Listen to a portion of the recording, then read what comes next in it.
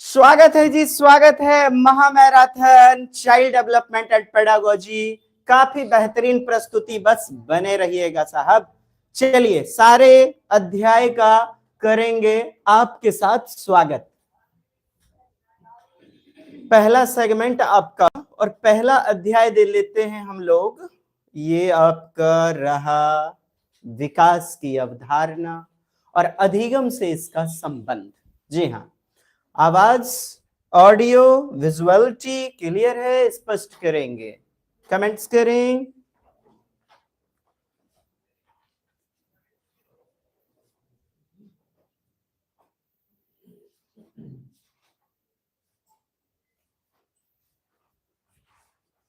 Good evening Ashish ji, Rajiv Kumar ji, धन्यवाद। Let's start.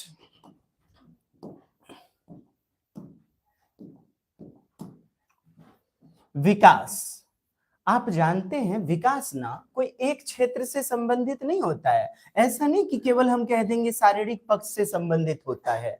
व्यक्ति के जीवन के विभिन्न जो पक्ष हैं, विभिन्न क्षेत्र हैं, उनमें प्रोग्रेस करना, प्रगति करना, यही तो विकास कहलाता है। चाहे वो शारीरिक हो, संज्ञानात्मक, भावात्मक या सामाजिक डोमेन, क्षेत्र।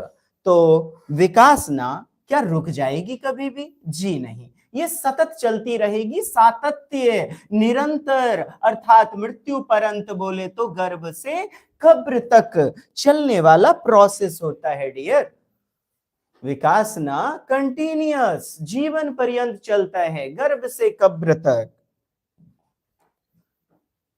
PCSE, फिजिकल, कॉग्निटिव, सोशल और इमोशनल, आप जानते हैं इन सारे पक्ष को। चलिए, अलग अलग क्षेत्र का हम लोग करते हैं अध्ययन। यहां से 1 2 3 प्रश्न तो आपके बनते ही हैं। आप देख रहे हैं फिजिकल डेवलपमेंट, शारीरिक यानी कि गत्यात्मक, बोले तो मनोगत्यात्मक या गतिक विकास क्या होता है इसमें? बाबा, शरीर का आकार, प्रकार, लंबाई, ऊंचाई, वजन, माने शरीर से गति करने वाला कौशल, यही तो शारीरिक कौशल कहलाएंगे। और जब शारीरिक परिवर्तन हो जाए, मनुष्य क्या करता है? पैर से, हाथ से चलता है, रेंगता है, दौड़ता है, हाथ या पैर से कोई भी क्रिया करता है। इसी को तो आप फिजिकल डेवलपमेंट कहते हैं, यानी कि शारीरिक गत्यात्मक पक्ष। लेकिन महत्वपूर्ण 2 प्रकार आप देखेंगे। आपका बच्चा जब पैदा लेता है ना, धीरे धीरे धीरे वह पहले बड़े अंगों को विकसित करता है, बड़े अंग से कार्य करना और बड़े बड़े मसल्स का प्रयोग करना, पूरी हथेलियों से पकड़ना, चुटकी से नहीं। इसी को तो स्थूल गतिक कौशल कहते हैं। सकल गतिक कौशल यानी कि ग्रॉस मोटर स्किल, GMS। तो सूक्ष्म गतिक कौशल कैसी क्षमता है भाई? बड़ी मसल्स का प्रयोग करना। बच्चा क्या पूरे बॉडी का यूज होता है, जिसमें आप गेंद को फेंको तो पूरे बॉडी का यूज करते हैं, जैसे हाथ, पैर, धड़, कमर की सहायता से संपूर्ण शरीर की गतिविधि से जुड़ी हुई होती है। संपूर्ण body part, entire body part की गति। तो आपसे प्रश्नों में पूछ लेता है दौड़ना, कूदना, चढ़ना। आप देखो तो जरा सा इमेजिन करके, कूदने में पूरा बॉडी पार्ट्स काम किया ना, यानी संपूर्ण गतिक। इसी को तो हम कहते हैं स्थूल गतिक कौशल, GMS। आप देखिए साइकिलिंग करने में, दीवार पर चढ़ने में, पेड़ पर चढ़ना, स्विमिंग करना, तैरना, नृत्य करना, गेम्स, रस्साकसी, कबड्डी, तैरना, गेंद फेंकना, ये सारे प्रश्नों में आए हुए हैं। आप देखते होंगे गेंद पकड़ता है बच्चा पूरी हथेली से, लेकिन नींबू को निचोड़ने में चुटकियों का प्रयोग होता है, सुई में धागा डालने में चुटकियों का प्रयोग होता है, लिखने में छोटी मसल्स का प्रयोग होता है। सूक्ष्म गतिक कौशल, इसी को तो हम कह देते हैं छोटी मांसपेशी का प्रयोग, फाइन मोटर स्किल, ठीक है, स्मॉल पार्ट ऑफ बॉडी। तो हाथ या पैर की उंगलियों का प्रयोग करते हैं हम, इसी को तो कहते हैं फाइन मोटर स्किल। अच्छा, और नाम याद रख लीजिएगा, ग्रॉस मोटर स्किल को अपरिष्कृत गतिक कौशल कहेंगे, यानी कि मूर्त गतिक कौशल। लेकिन जो फाइन मोटर स्किल है इसी को परिष्कृत या अमूर्त गतिक कौशल कहते हैं। 2019 के पेपर में पूछा था, लेकिन आप इंग्लिश में याद करके जाओ ना, there will be no any problem. चलिए, कई सारे उदाहरण भी आपके लिए प्रस्तुत हैं जो कि एग्जाम में पूछे गए हैं। छोटी मांसपेशी के द्वारा गतिविधि करना, हाथों या उंगली या पैर के अंगूठे का प्रयोग करना। जैसे आप देखो लेखन में, पेंटिंग, चित्रकारी, टाइपिंग। टाइपिंग को बोल देता है टंकन, टंकन तो टाइपिंग करना, लिखने के ही अंतर्गत तो आया। कलरिंग करना, रंग भरना, कैंची से काटना, बटन लगाना कमीज के, मोती माला पिरोना, मोती में माला डालना, धागा डालना इत्यादि, माला बनाना। देख लीजिए, नींबू निचोड़ना, लेस माने फीता लगाना जूते का। ये सभी आपके सूक्ष्म गतिक कौशल हैं डियर। फिंगर पेंटिंग, बहुत कम समय में ज्यादा पढ़ना है, थोड़ा धारण करने की कोशिश कीजिएगा। मिट्टी से आकृति बनाना या मूर्ति बनाना, बालों पर उंगली फेरना, अपना नाम लिखना, ये सभी सूक्ष्म गतिक कौशल हैं। परिष्कृत गतिक कौशल, जिगसॉ पजल, बिल्डिंग ब्लॉक्स बनाना, लिखना, क्राफ्ट कटिंग, पेस्टिंग, कोई भी डिजाइन काटना, काट कर निकालना, बिल्डिंग ब्लॉक्स होता है ना उंगलियों का प्रयोग बिल्डिंग ब्लॉक्स बनाने में। तो पहले बच्चे में 2 सालों तक, 4 साल, 5 साल तक स्थूल गतिक कौशल का विकास होता है। 5-6 साल बाद तक लगभग बच्चे में सूक्ष्म गतिक कौशल का विकास होता है। और इसे जानते हैं क्या कहते हैं? को कहते हैं चुनौतीपूर्ण अवस्था, संवेदनशील अवस्था। आप यहां से पढ़िए, कहता है 5 या 6 वर्ष से पहले बड़े अंग विकसित होते हैं, मतलब स्थूल गतिक कौशल।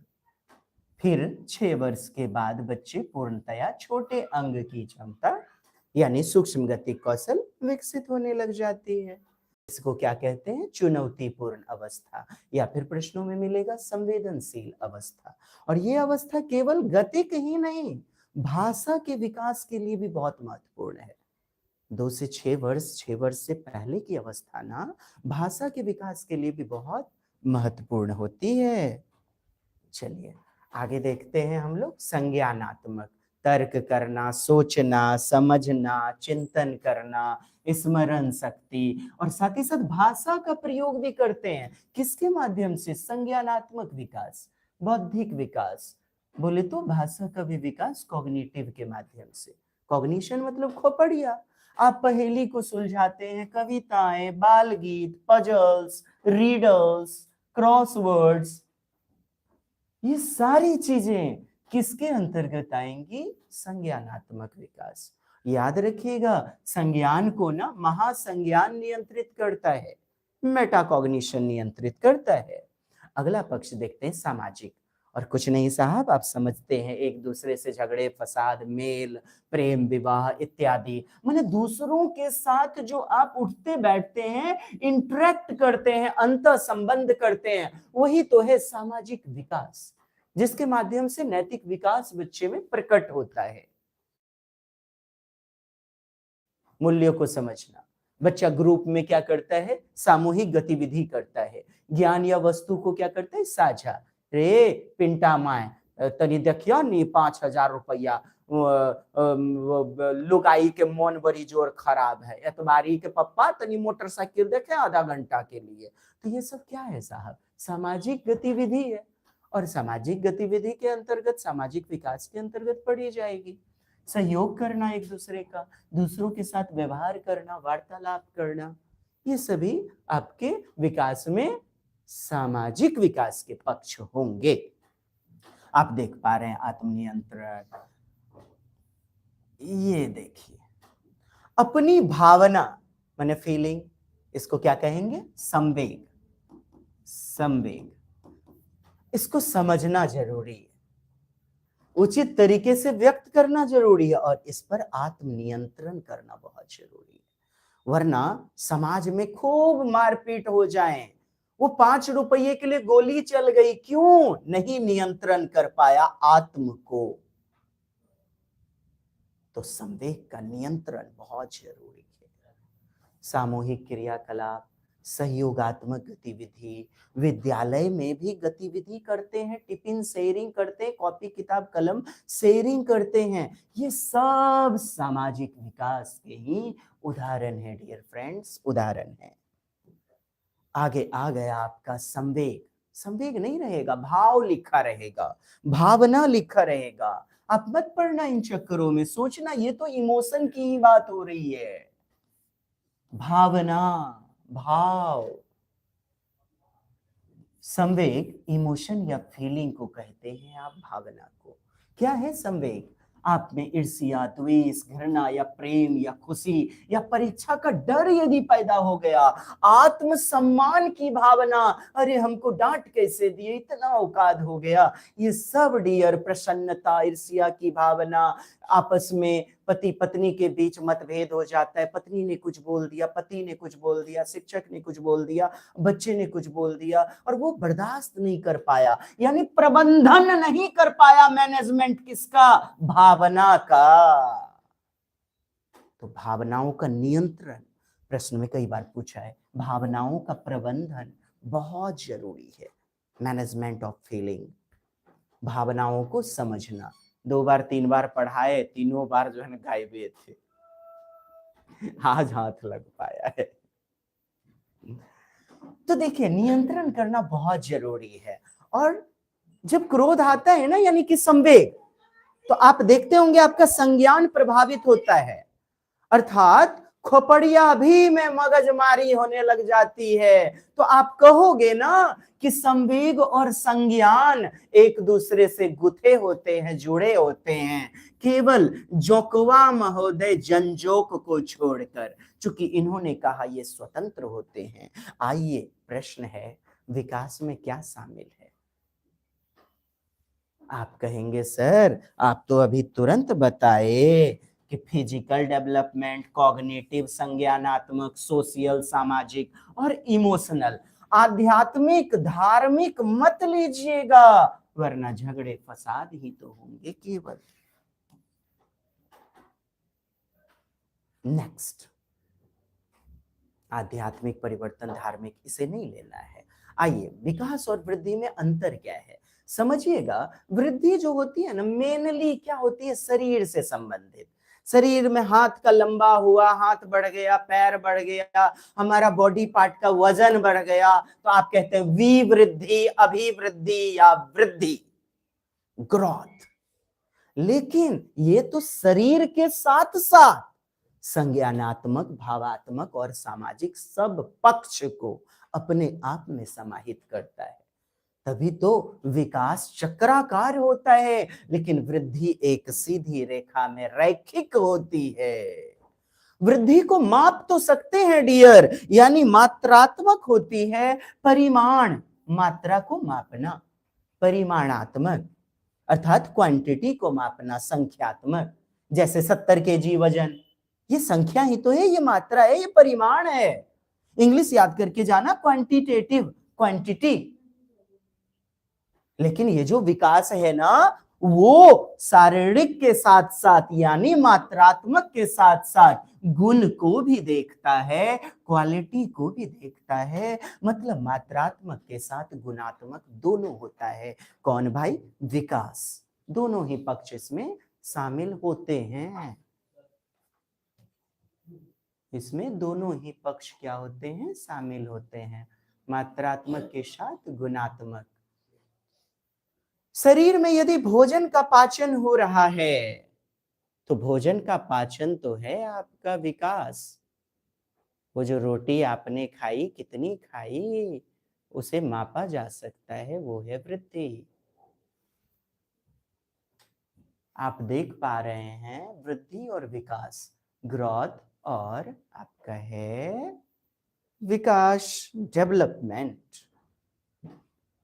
तो शरीर की लंबाई का बढ़ना, शरीर के अंगों का बढ़ जाना, वजन का, ऊंचाई का, भार का बढ़ना, ये सब अभिवृद्धि या विवृद्धि, ग्रोथ कहलाते हैं। लेकिन विकास क्या है? शरीर के साथ साथ संज्ञानात्मक, भावात्मक और सामाजिक।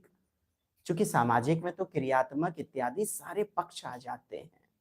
चलिए आगे देखिएगा, आप समझ चुके हैं मात्रात्मक के साथ परिमाणात्मक जब भी पूछेगा वृद्धि में जाइएगा, मात्रात्मक या परिमाणात्मक या संख्यात्मक।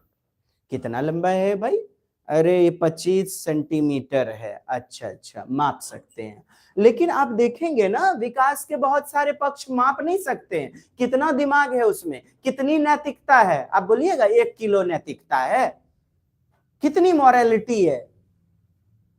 एगो लड़का लड़की को देखने के लिए गया, अरे लड़का सुशील है। कितना सुशील है भाई?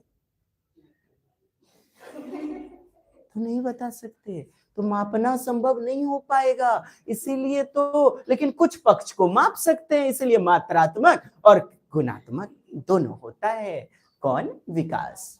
आप देख पा रहे हैं, वृद्धि को सरलता से मापा जा सकता है, लेकिन विकास को ना हर पहलू को मापा नहीं जा सकता है डियर। और अब देखिएगा विकास, और इधर देखिएगा एक लाइन में रैखिक, और ये है सर्कुलर स्पाइरल या फिर सर्पिलाकार। सर्पिलाकार। चूंकि संज्ञानात्मक विकास आप कहीं से भी ज्ञान को सीख सकते हैं, तो जरूरी तो नहीं होगा कि ये रैखिक हो। तो विकास क्या होता है ना, चक्राकार, वृत्ताकार, वर्तुलाकार, सर्पिलाकार। लेकिन रैखिक होता है एक लाइन में, सीधी दिशा में। और ये ना आनुवांशिकता से जुड़ा होता है, माता पिता के जीन से। कौन? मुख्यतया वृद्धि माता पिता के जेनेटिक्स से, आनुवांशिकता से, जीन्स से जुड़ा होता है, यानी व्यक्तिगत कारक। और फिक्स होता है। जब भी आपसे पूछ ले तो आप कहना क्या? वृद्धि स्थिर होगी, लेकिन विकास परिवर्तनशील, अस्थिर होगी। परिवर्तनशील, बदलावपूर्ण। तो हम इसे जैविक कारक भी बोलते हैं, क्योंकि माता पिता का जीव हमें मिला। 23 जोड़े क्रोमोजोम्स, गुणसूत्र 46। तो व्यक्तिगत उसी को तो बोलेंगे। अरे मैं कहता हूं, क्या व्यक्तिगत ये स्थिर नहीं होगा? माता पिता क्या टाइम टाइम पे बदलते रहते हैं? तो जो हमें डीएनए मिला हुआ है साहब, वो स्थिर क्यों नहीं होगी? पैतृक जीन्स, आनुवांशिकता, बिल्कुल। आप कहेंगे जी हाँ स्थिर होगी, लेकिन परिवर्तनशील होगा विकास, वातावरणीय घटक होगा। जब भी आपसे पूछ ले, मुख्यतः वातावरणीय घटक होता है तो विकास। लेकिन जो जैविक घटक होता है, बायोलॉजिकल, व्यक्तिगत कारक, इंडिविजुअल फैक्टर, उसे हम कहते हैं पैतृक जीन्स, आनुवांशिकता या आनुवांशिक, जेनेटिक्स, इनहेरिटेंस। वृद्धि एक निश्चित उम्र तक पिलाचो मारेगी, आए ना जीवन भर चलत रहेगा। चलत मुसाफिर चल गया रे, सातत्य निरंतर, मन चलते रहेगा। देख तुम नट्टे रहेगा, हम देख ले, बुझ गए तोरा वृद्धि अब न होगा। तो वृद्धि एक निश्चित उम्र तक होती है। आप देख रहे हैं दोनों एक दूसरे के पूरक हो रहे हैं, कॉम्प्लीमेंट्री। इसीलिए तो हम कहते हैं विकास और वृद्धि एक दूसरे के क्या होते हैं? कॉम्प्लीमेंट्री, पूरक होते हैं। विकास के कई सारे सिद्धांत हैं। आप जानते हैं कि विकास सतत रूप से चलता रहता है, निरंतर रूप से चलता है, लगातार चलते रहता है। विकास रुकता नहीं है साहब, विकास चलते रहता है, चलते रहता है। बिल्कुल, मुझे चलते जाना।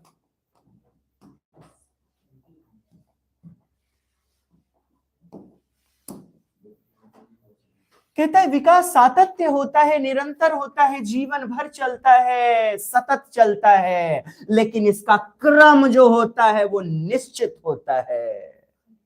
बच्चा यदि बोलने का विकास करेगा ना, दुनिया के सारे बच्चे रोएंगे, पहले क्रंदन करेंगे, चाहे वो हमारे पूजनीय राम जी हो, कृष्ण जी हो या कोई भी, तो आप कहोगे कि क्रम, पदानुक्रम एक निश्चित होता है, एक क्रम से चलता है, क्रमबद्ध क्रमिक प्रक्रिया होती है क्या, विकास का। लेकिन इसका जो स्पीड होता है वो अलग अलग होता है, किसी में जल्दी, किसी में देर से। आप जानते हैं डियर, कोई बच्चा देर से बोलता है थुबरो नियर, और कोई बच्चा जल्दी बोल लेता है। तो आप कहोगे ना कि इसकी जो गति होती है ना, दर, वो भिन्नात्मक होती है, अलग अलग होती है। स्पीड, पेस क्या होती है, अलग अलग, डिफरेंट, विविधात्मक। याद रखेंगे गति अलग अलग, लेकिन क्रम, पदानुक्रम या ऑर्डर या क्रमिक प्रगति एक होती है, सेम होती है। ये दोनों लाइनें आपने समझ ली हैं। विकास बहुआयामी, आप जानते हैं केवल शरीर से नहीं जुड़ा हुआ है, हर पक्ष से जुड़ा हुआ है। आप क्यों नहीं कहेंगे मल्टी डायमेंशनल होता है विकास, बहुआयामी माने बहुविविधात्मक। ठीक है, आप इस बात को समझ गए। दरें क्या होती है, अलग अलग होती हैं। तो पूछ लेता है विकासात्मक प्रतिमान, तो विकासात्मक प्रतिमान क्या होगा, अलग अलग होगा। कहता है विकास सार्वभौमिक होता है, सार्वभौमिक। अरे नहीं बाबा, विकास सार्वभौमिक मतलब सब जगह एक के जैसा होगा क्या, सार्वभौमिक होगा। विकास तो होता है, लेकिन किसी बच्चे में देर से होता है।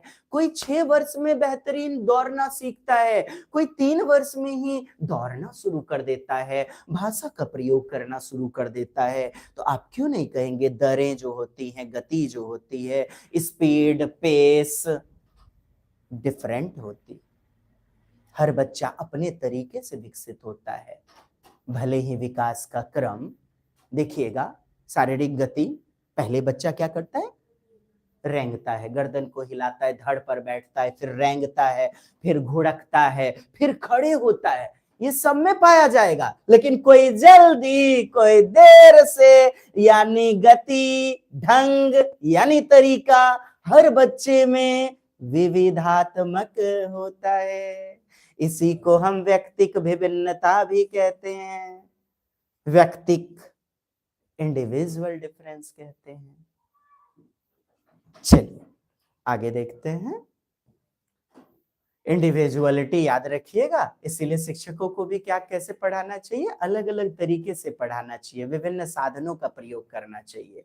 प्रश्न में यह भी पूछ लेता है विकास यकायक होता है। अरे सर, अचानक कैसे हो जाएगा विकास, अचानक थोड़े होगा, संचय होगा, धीरे धीरे बच्चा सीखता है। अच्छी हैंडराइटिंग अचानक नहीं बना सकता है कोई भी बच्चा, उसके लिए लगातार मेहनत करता है, संचयी, सतत, अचानक नहीं।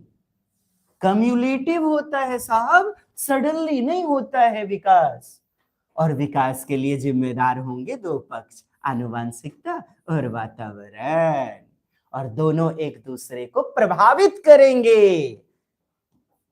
हेरिडिटी, इनहेरिटेंस और एनवायरनमेंट दोनों ही आपस में गुथे होते हैं, जटिल रूप से अंतर संबंधित होते हैं, पारस्परिक रूप से कोरिलेटेड, इंटरलिंक या इंटर रिलेटेड। क्या, विकास के सभी पक्ष। आप देखिएगा शारीरिक पक्ष यदि गड़बड़ होगा ना, उल्टी दस्त हो रहा है, शारीरिक पक्ष, संज्ञान भी प्रभावित होता है, बच्चा चिड़चिड़ा हो जाता है, उठ बैठ नहीं पाता है, भाषा भी लड़खड़ाने लग जाती है। सोच के देखो, शरीर में कोरोना हो गया था तो सामाजिक पक्ष भी प्रभावित हुआ, लोग उनके पास मिलना जुलना बंद कर दिए। यानी विकास आपस में क्या होता है, स्वेटर जैसे कि एक धागा खींच लीजिएगा ना, पूरा खत्म होता चला जाएगा। वैसे ही है पारस्परिक अंतर संबंध, क्या क्या क्या, डेवलपमेंट में, अर्थात पूरी तरह से जटिल रूप से गुथा होता है विकास का हर पक्ष। अब आइए समझिए, विकास कहता है थोड़ा थोड़ा आप भविष्यवाणी कर सकते हैं, पूर्वानुमेय। ये बच्चा डॉक्टर बनेगा, आप गारंटेड नहीं बना सकते हैं। जब बच्चे का जन्म हुआ ना, आप बता सकते हैं क्या? नहीं। ये बता सकते हैं बच्चा ना रेंगेगा, रेंगना, घुड़कना, फिर उसके बाद दौड़ना। इस बच्चे में सिफिलोकॉर्डल गति होगी, इस बच्चे में पाई जाएगी प्रॉक्सिमोडिस्टल गति। ये आप बता सकते हैं। भाषा के विकास में आप बता सकते हैं कि बाल बच्चा पहले रोएगा, फिर उसके बाद चिहुकेगा, कूइंग करेगा, फिर बबलिंग करेगा। यानी कुछ ही हद तक आप आंशिक रूप से एंटायरली भविष्यवादिता, पूर्वानुमेय कर सकते हैं। प्रेडिक्शन ज्योतिषी करता है ना भविष्यवाणी, तो आप भी बच्चे के बारे में कर सकते हैं। लेकिन प्रश्न में दे दे पूरी तरह से भविष्यवाणी की जा सकती है, आप कहना नहीं। प्रश्न आएंगे। विकास पूरी तरह पूर्वानुमेय नहीं होता, क्योंकि हर बच्चा ना एक दूसरे से व्यक्तिक विभिन्न होता है, व्यक्तिक मतभेद होता है। यानी उनकी गति, उनकी रुचि, क्षमता विविधात्मक होती है, अलग अलग होती है।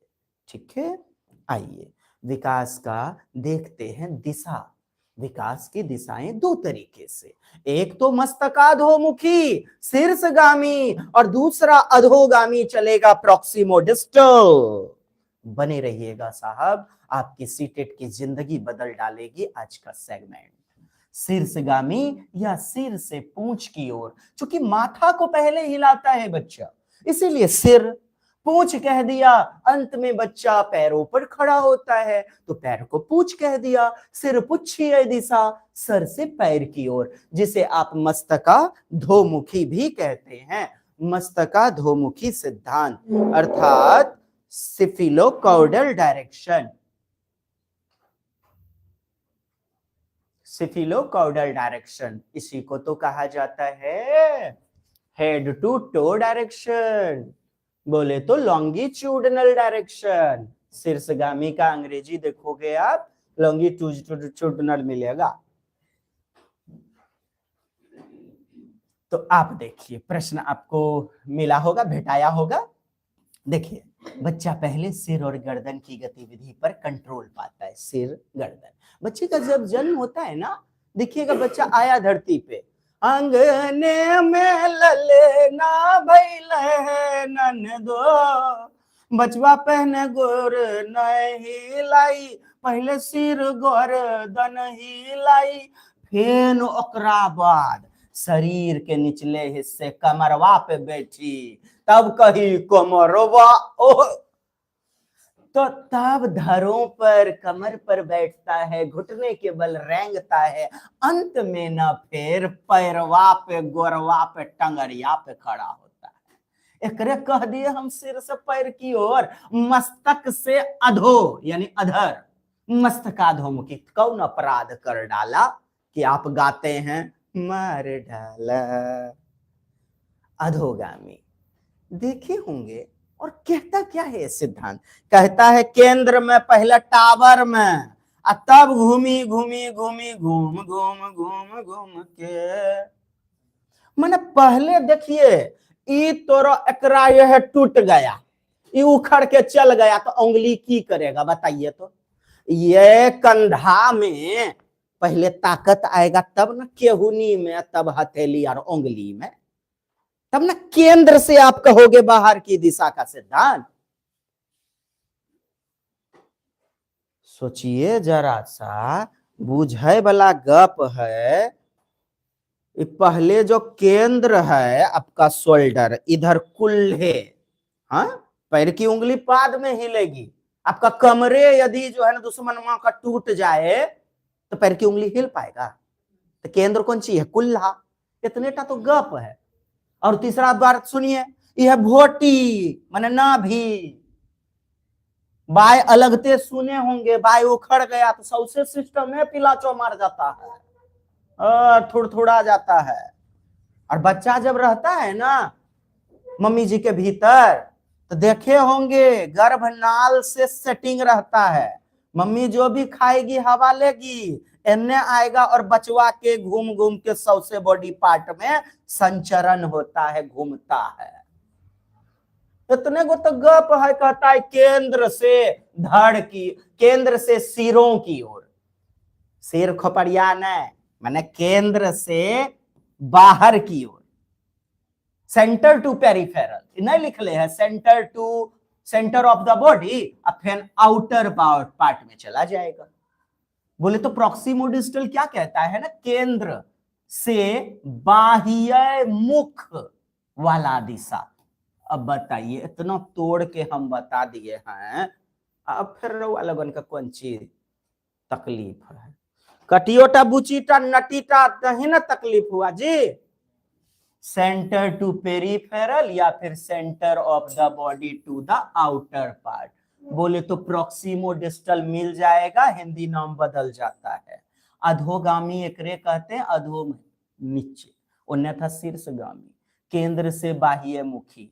मतलब बच्चा ना पहले रीढ़ में आता है, ओकरे रीढ़ की हड्डी पहले मजबूत होगी पिछला, तब एन्ने एन्ने एन्ने वाला बिचलका वाला हड्डी पहले बनता है, मजबूत होता है, फिर है आउटर बाहर वाला। एकदम वो नहीं है जना गाछ पहले तना विकसित होगा तब ओकरा से डाली निकलेगा जी, एकरे कहते हैं, एकरे कहल जाला प्रॉक्सिमो डिस्टल।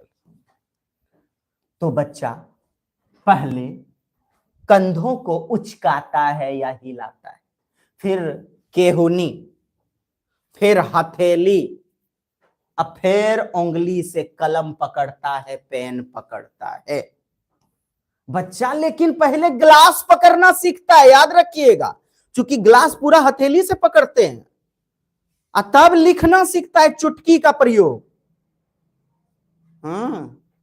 पहले ग्लास पकड़ना सीखता है बच्चा। आप 2 साल के बच्चे को बॉल फेंकिएगा ना, वो कैच करेगा ऐसे, उंगली छेतरिया करके, हथेली नहीं पकड़ पाता है क्योंकि चुटकी छोटी उसकी विकसित नहीं है। तो यही तो है साहब। नेक्स्ट प्रश्न है, बच्चा पहले सिर को स्थिर रखना सीखता है, फिर बैठना। कमेंट्स करेंगे डियर एवरीबॉडी, कमेंट्स करें।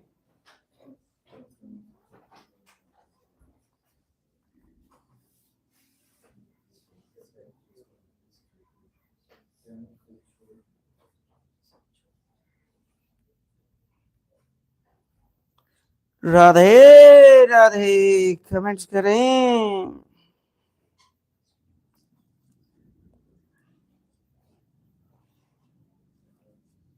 हाँ, नेट नहीं बचाना है।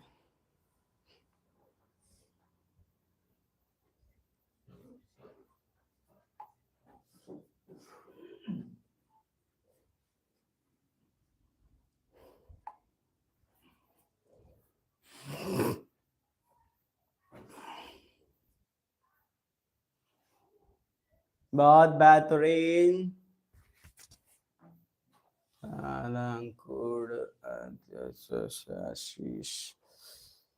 चलिए, सिर को स्थिर करना बच्चा पहले सीखता है, फिर बैठना, फिर चलना शुरू कर देता है। विकासात्मक प्रतिमान को कौन सी दिशा को दर्शाता है? तो आप खुद कह देंगे ये तो सिफिलोकाउडल है भाई, शरीर के केंद्र से बाहरी भागों। ठीक है, इसका उत्तर आप खुद कमेंट्स कीजिएगा 2 नंबर को, सिफिलोकाउडल या प्रॉक्सिमो डिस्टल। तो ऑलवेज याद रखें, head to toe cephalocaudal, proximodistal centre to peripheral, माने आउटवर्ड्स डायरेक्शन, केंद्र से बाहर की ओर। आइए प्रश्नों का करते हैं अभ्यास। गेंद के पकड़ने से सीखने से पहले कह रहा है बच्चा कुछ गतिक परिपक्वता होना चाहिए। सही तो बात है, गेंद बच्चा तुरंत थोड़े पकड़ लेगा, पहले उसमें गति का मैच्योरिटी होना जरूरी है। सीखना यानी अधिगम डेवलपमेंट पर निर्भर करता है। बात तो सही है भाई, सीखना जो भी है ना वो विकास पर निर्भर करता है। तो गतिक परिपक्वता मतलब क्या? विकास होना। अरे कोई बच्चा साइकिल थोड़े चलाने लग जाएगा, उसका पैर बड़ा नहीं हुआ, यानी मैच्योरिटी नहीं आई है अभी तक। क्या 5 साल के बच्चे उम्मीद करें मैं भी साइकिल चला लूं पापा जी की तरह? वो चला पाएंगे? नहीं, क्योंकि उनमें क्या नहीं हुई? मैच्योरिटी, परिपक्वता, दैट्स इट, यानी विकास। तो विकास लर्निंग के लिए इंपॉर्टेंट है, यही बातें तो बोला जा रहा है। सो नेक्स्ट, विकास का सिफिलोकॉर्डल डायरेक्शन जो है ना, वो किस प्रकार आगे बढ़ता है? विकास का वह चरण जब कोई जीव सबसे तेजी से किसी विशेष कौशल या विशेषता को प्राप्त कर लेता है। इसी को तो फास्टेस्ट पीरियड, चुनौतीपूर्ण अवस्था, संवेदनशील अवस्था कहते हैं। 6 साल पहले की अवस्था जिसे हम कहते हैं संवेदनशील अवस्था। आप यदि उत्तर नहीं दे पा रहे हैं तो ध्यान पूर्वक वीडियो को देखिए, कॉपी कलम लेकर के बैठ जाइए। अधोगामी प्रश्न न आए तो आपका नेट का पैसा हम अगले जन्म में जरूर वापस करेंगे। कहते हैं अधोगामी प्रॉक्सिमो डिस्टल, आप जानते हैं केंद्र से बाहर की ओर, पहले अपने धड़ पर, फिर अपने हाथ और फिर पैर हिलाना सीखेगा बच्चा।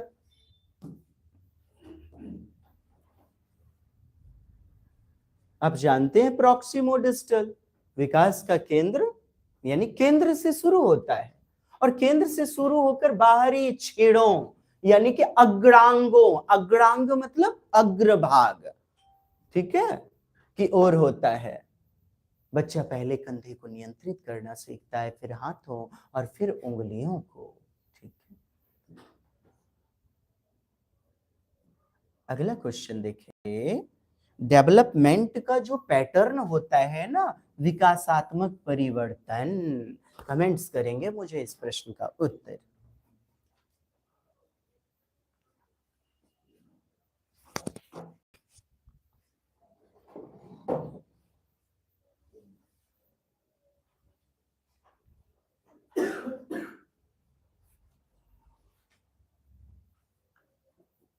सिंगर एंड ऑफिशियल अंकुर एशके रानी। चलिए धन्यवाद विपिन कुमार। कहता है क्रमबद्ध और क्रमिक तरीके से होता है, रैखिक तरीके से, चक्रीय ढंग से नहीं। अरे बाबा चक्राकार तो होता है। किशोरावस्था तक आगे फिर पीछे की ओर बढ़ते हैं, तो शैशवावस्था में बहुत तेजी से कहता है होता है, फिर किशोरा तक कोई वृद्धि नहीं होती है। चलिए 1 नंबर ठीक है, क्रमिक तरीके से होता है, क्रमबद्ध होता है। दर क्या होता है? दर अलग अलग होता है, स्पीड। अगला ये आप देखिएगा ना कि विकास क्या है ना, विकास का पैटर्न वो एक निश्चित चलता है। आप देखेंगे कि क्रमबद्ध तरीका, क्रमिक तरीका होता है और सतत चलता है, यानी कि बच्चे का विकास क्या होता है? संचयी होता है, अचानक नहीं होता, अव्यवस्थित नहीं होता। अव्यवस्थित भी प्रश्नों में पूछा गया है। अरे अव्यवस्थित व्यवस्थित होता है ना, सिस्टमैटिक, तो नहीं होता है, बल्कि क्या होता है? विशेष दिशा और तय अनुक्रम मतलब क्रम, पदानुक्रम में होता है।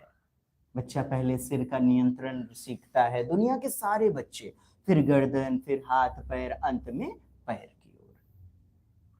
इसी तरह भाषा के विकास में भी आप देखिएगा, पहले बच्चा ध्वनि का प्रयोग करता है, फिर शब्द, फिर वाक्य, ये सारे बच्चे में पाए जाएंगे। लेकिन जो दरें होंगी ना, कोई बच्चा तेजी से सीख जाएगा, कोई देर से सीखेगा। तो यह प्रक्रिया निश्चित लेकिन लचीली होती है, यानी अनुक्रम तो तय होता है, लेकिन समय कुछ बच्चे ज्यादा लेते हैं, कुछ बच्चे कम लेते हैं उस चीज को सीखने में, इसलिए बोल दिया लचीला। लेकिन इसका जो पैटर्न होगा, व्यवस्था, वो निश्चित होती है। इनकी जो गति होती है ना, वो भिन्न होती है। एकदम गौर फरमाइएगा, प्रश्न बनने चाहिए। नेक्स्ट क्वेश्चन, एक बच्ची चलना सीखने से पहले खड़ा होना सीखती है। अच्छा ठीक है, बहुत अच्छी बात है। और बोलने से पहले बड़बड़ाना, देखिए कितने प्यारे क्वेश्चन हैं। कहते हैं विकास क्रमबद्ध होता है, विकास अव्यवस्थित होता है, केंद्र से हाथ पैर की तरफ होता है। अब ये देखें, विकास का क्रम सिर से पैर की ओर विकास का क्रमबद्ध होता है।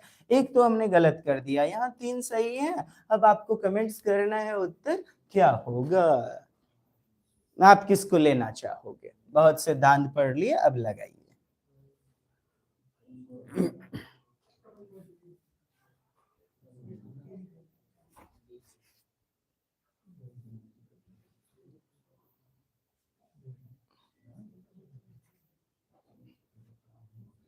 चलने से पहले खड़ा होना सीखती है, बोलने से पहले बड़बड़ाना सीखती है, ध्वनि का प्रयोग करना सीखती है। अभी तो पढ़े क्रम होता है, ये क्या क्रम, ऐसा थोड़ा कह रहा है ग्लास पकड़ता है, पहले ग्लास लिखने से पहले ग्लास पकड़ना सीखती है, केंद्र से हाथ पैर, अधोगामी, प्रॉक्सिमो डिस्टल, ये क्या है, क्रमबद्ध होता है।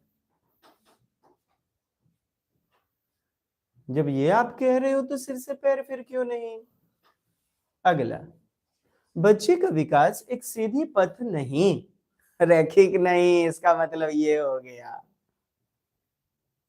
आगे बढ़ता है फिर पीछे मुड़ता है, मतलब चक्राकार। देखिएगा ये क्या कह रहा है ना, समझिए इस चीज को। और कभी आगे बढ़ता है, कभी चैप्टर को भूलता है बच्चा, कभी फिर याद करता है, फिर भूलता है, कभी आगे कभी पीछे, यही तो है चक्राकार, वृत्ताकार, वर्तुलाकार। ऐसा नहीं सीधे आगे बढ़ रहे हैं, बढ़ रहे हैं, बढ़ रहे हैं, बढ़ रहे हैं, बढ़ रहे हैं।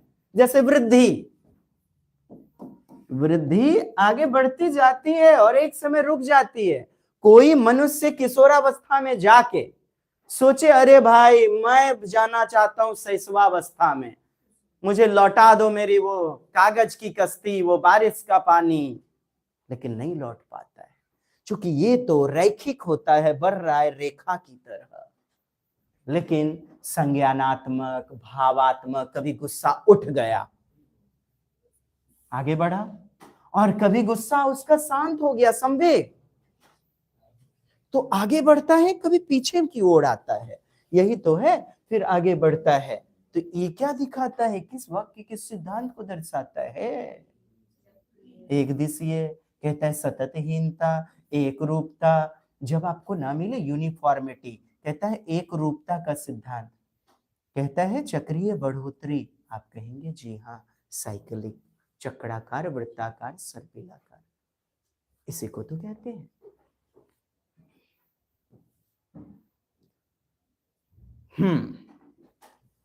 कभी बच्चा पीछे की आदत को दोहराता है, कभी फिर भूल जाता है उस नॉलेज को, चैप्टर को, फिर दोबारा सीखता है, आगे बढ़ता है। यही तो है साहब, एक समय अच्छे से बोल लेता है, कभी किसी बदलाव हो जाता है, दोस्तों के साथ कोई भाषा सीख लिया, कोई गंदी गाली सीख ली, हाँ, मम्मी पापा ने डांट लगाया उस गंदी बातों को, फिर बच्चा धीरे धीरे बोलना कम कर देता है। इसे तो हम चक्राकार कहते हैं। आइए चैप्टर के अगले पड़ाव की ओर बढ़ते हैं। अधोगामी को हमने अनुदैर्ध्य आपको बताया हुआ है, इसीलिए तो बताया, जब भी ऐसा रहे ना प्रश्न इंग्लिश में चले जाना। लॉन्गिट्यूडनल, और लॉन्गिट्यूडनल का मतलब होता है टॉप टू बॉटम, सिफिलोकॉइडल, मस्तकाधोमुखी, लॉन्गिट्यूडनल टॉप टू बॉटम। ये देखिए अनुदैर्ध्य दिया, इधर गया दे दिया हो शीर्षगामी, इधर अधोमुखी दे दिया है, अधोगामी नहीं, अधोगामी तो प्रॉक्सिमो डिस्टल को कहते हैं।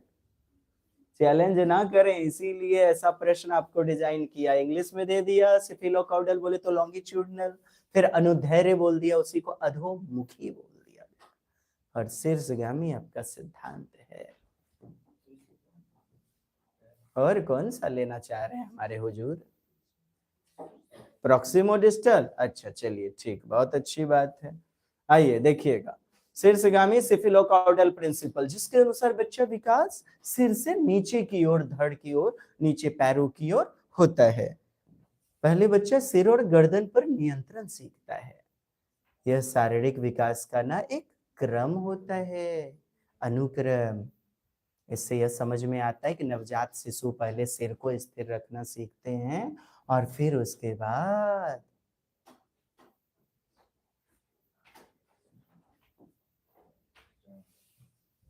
इंग्लिश पर ज्यादा विश्वास करना होगा जब ट्विस्टेड आ जाए। लॉन्गिट्यूडनल को सिफिलोकॉर्डल कहते हैं और सिफिलोकॉर्डल इधर आ गया आपका।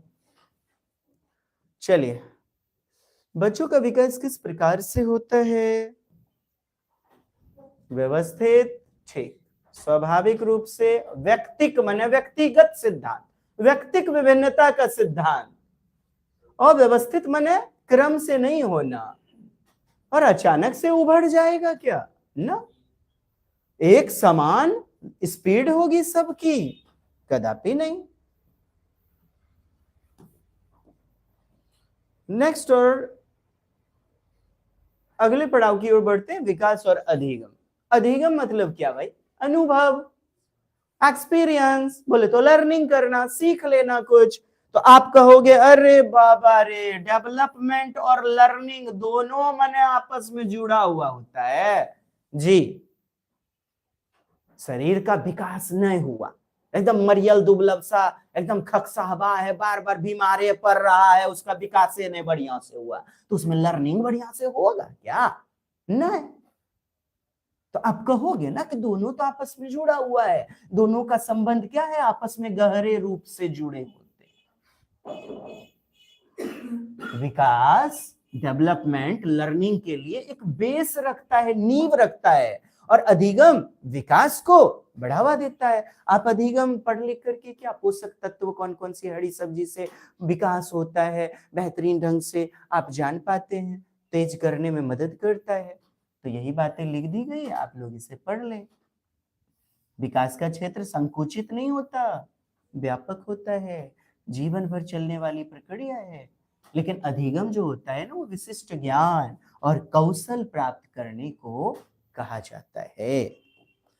अच्छा, विकास की अवस्थाओं में बात करें तो आप जानते हैं 9 महीने का गर्भ यानी 36 सप्ताह, बोले तो 252 दिन, ठीक है। और संवेदी गामक अवस्था 0 से 2 वर्ष।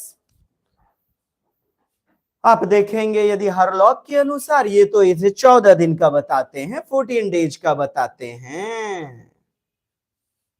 हरलॉक महोदय 0 से 14 दिन का बताते हैं क्या? शैशवावस्था को। रॉस के अनुसार 5 और 6 वर्ष के शुरुआत तक। लेकिन आपको लेकर के क्या चलना है? 0 से 2 वर्ष। 0 से 2 वर्ष संवेदी गामक अवस्था लेकर के चलना है। बाल्यावस्था 2 से 12 लेकर के चलना है, 2 से 12। और जब प्रश्न में रहे पूर्व संवेदी अवस्था, ये देख रहे हैं पूर्व बाल्यावस्था, पूर्व बाल्यावस्था तो 2 से 6 वर्ष, और उत्तर बाल्यावस्था 6 से 12 वर्ष। अब इधर किशोरावस्था आपका लिया जा रहा है तो 12 से 18, इसको भी 2 भाग में तोड़िएगा तो 12 से 14 और 14 से 18।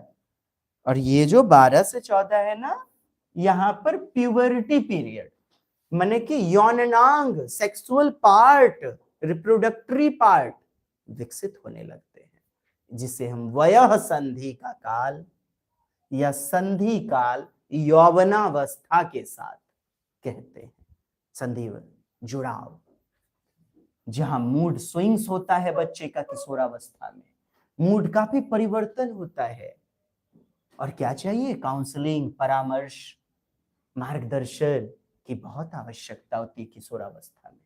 तभी तो स्टैनले हॉल ने पुस्तक लिखी एडोलसेंस और कहा कि बच्चे में यही तो उम्र है जहां बच्चा करियर के प्रति, इंटर में बायोलॉजी लें कि साइंस लें, आर्ट्स लें, क्या करें, मेडिकल की IIT JEE की नीट, क्या यही पर तो बच्चा, ये ललकी वाली हमर है, पियरकी वाली हमर, रुमाल हम पहले रख दिए हैं, ट्रेन वाला सीट है, कार है, रुमाल रख दिया है।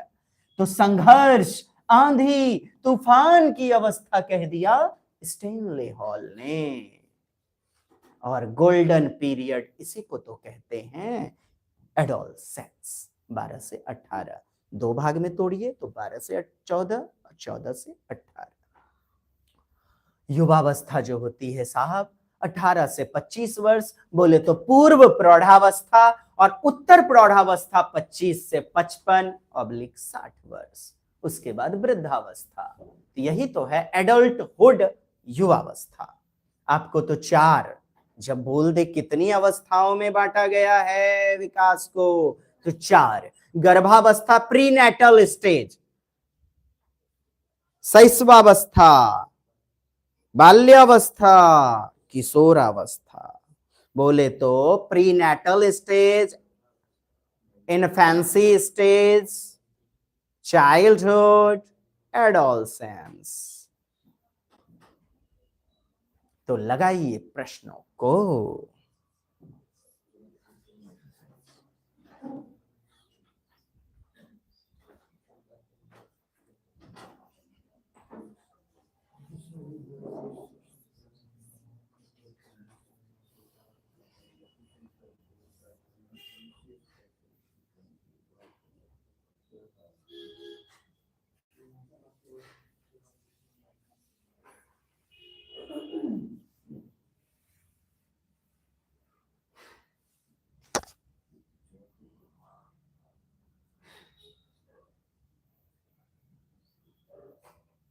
चलिए बनिएगा।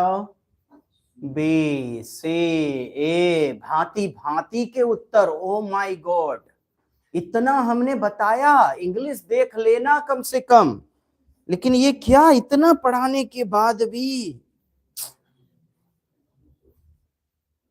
मन करता है मैं अपने ऊपर थोड़ा सा फू कर दूं।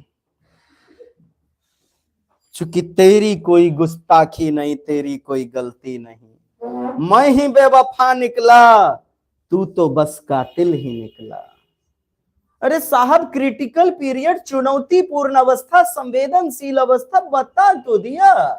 अत्यधिक संवेदनशील होता है बच्चा, वैसी समय सीमा बोल रहा है। व्यक्ति विशिष्ट उत्प्रेरणा सीखता है, कुशल तरीके से कार्य करने हेतु विशेष रूप से विकसित होता है। वह विकास की अवस्था तो क्या, चुनौतीपूर्ण जटिल अवस्था, इसी को तो कहते हैं संवेदनशील अवस्था। 2 से 6 वर्ष थोड़ा पढ़ लीजिए, चाहे वो भाषा सीखने के लिए हो या चलने फिरने बोलने के लिए हो। ये उम्र सबसे उपयुक्त मानी जाती है। इसमें बच्चा विकास में भी ऐसी समय सीमा है, ये प्रभावी ढंग से बहुत इजीली, आसानी से बच्चा सीखता है। तो इस अवस्था को हम संक्रांतिक अवस्था, चुनौतीपूर्ण अवस्था, संवेदनशील अवस्था, क्रिटिकल, सेंसिटिव या फास्टेस्ट पीरियड क्यों नहीं कहेंगे।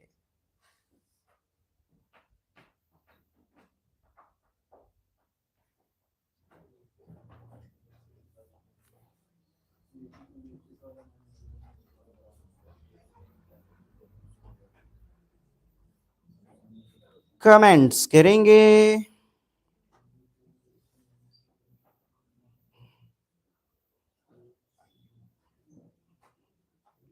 जी हाँ, बिल्कुल बने रहना है।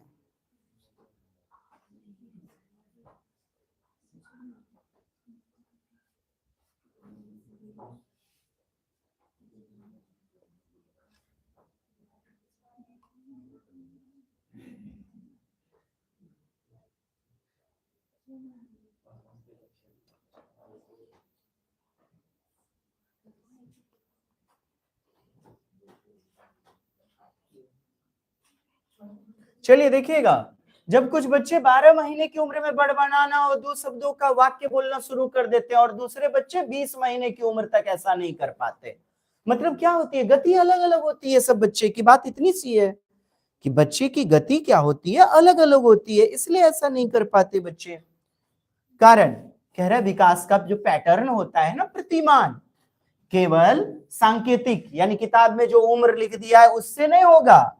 व्यक्तिगत विभिन्नता भी काफी पाई जाती है, काफी व्यक्तिगत विभिन्नता पाई जाती है। व्यक्तिगत, व्यक्तिगत का मतलब क्या साहब, बताए तो थे, व्यक्तिगत विभिन्नता नहीं देगा, खाली व्यक्तिक दे देगा। इंडिविजुअलिटी देख लेना आप, पर्सनल डिफरेंस देख लेना। व्यक्तिगत दर, स्पीड अलग अलग होता है, भिन्न भिन्न होता है। सही तो बोल रहा है। और ये यही तो कह रहा है, कोई बच्चा 12 महीने में भी ठहराने हो पाता है, थुबड़ा नियर एकदम चलता है उंगली पकड़ के, और कोई कोई मार पिला चौदर बनिया दे देता है। तो ये में कौन बड़का गप है, ये कर व्याख्या कर रहा है, दोनों बात सही है। क्वेश्चनवा बढ़िया से गुज गुज पढ़नो है, पढ़ा जाए तनी, या हमर बात ध्यान से सुनना है, बस इतने तक तो काम करना है। मेरे समाज में नहीं देखे हो दादा, हो दादा, कोई बच्चा 18 नहीं रह पाता, अच्छा से बोल नहीं पाता है 12 महीना में, कोई 20 महीना में भी ऐसा नहीं कर पाता। यही तो बोल रहा है, मैंने विकास की गति अलग होती है। अब दूसरा विकल्प कहता है विकासात्मक प्रतिमान में भिन्नता पाई जाती है, स्पीड अलग अलग होती है। सही बात है। What is the problem?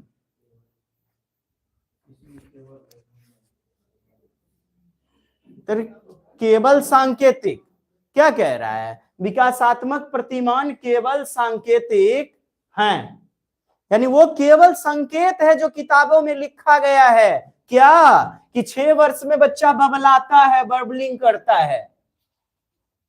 जरूरी तो नहीं, 4 महीना का बच्चा भी तो कर सकता है, 3 महीना का भी बच्चा कर सकता है। वो जो देखते होंगे इतने इतने साध्वी जी हो रही हैं, 9 वर्ष की अवस्था में कथा कहना शुरू कर दी, 8 वर्ष की अवस्था में कथा कहना शुरू कर दी, उन पे कहां लागू हुआ बबलिंग, बलबलाना, कुंजन करना, टेलीग्राफिक स्पीच? वो तो अपने उम्र से पहले चल रही है। यानी कि ये तो केवल लिखा हुआ बात जो किताब में, वो केवल सांकेतिक है। व्यक्तिगत विभिन्नता के कारण अलग भी हो सकता है, भिन्न भी हो सकता है। सही तो बात है साहब, समझिए ना, जरा सा पढ़ लीजिए, समझ में आ जाएंगी बातें। पूरी मेहनत किए हैं आपके लिए। ज्यादा से ज्यादा शेयर करें इस वीडियो को, जो भी आपके चाहते हैं ये वीडियो जरूर दिखला के भेजिएगा, सफल होना है तो।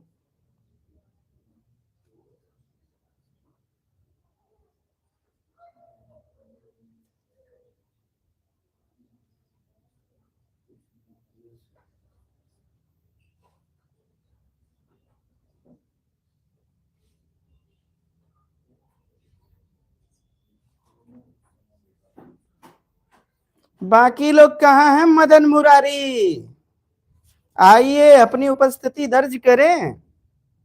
ये कौन सी सेल्फ स्टडी हो रही है जिसमें टेस्ट भी दूर हो रहा है?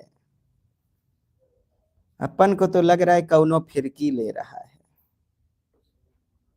और ले रही है। ओके, अपन आगे बढ़िए, बहुत सारे सेगमेंट को देखना है।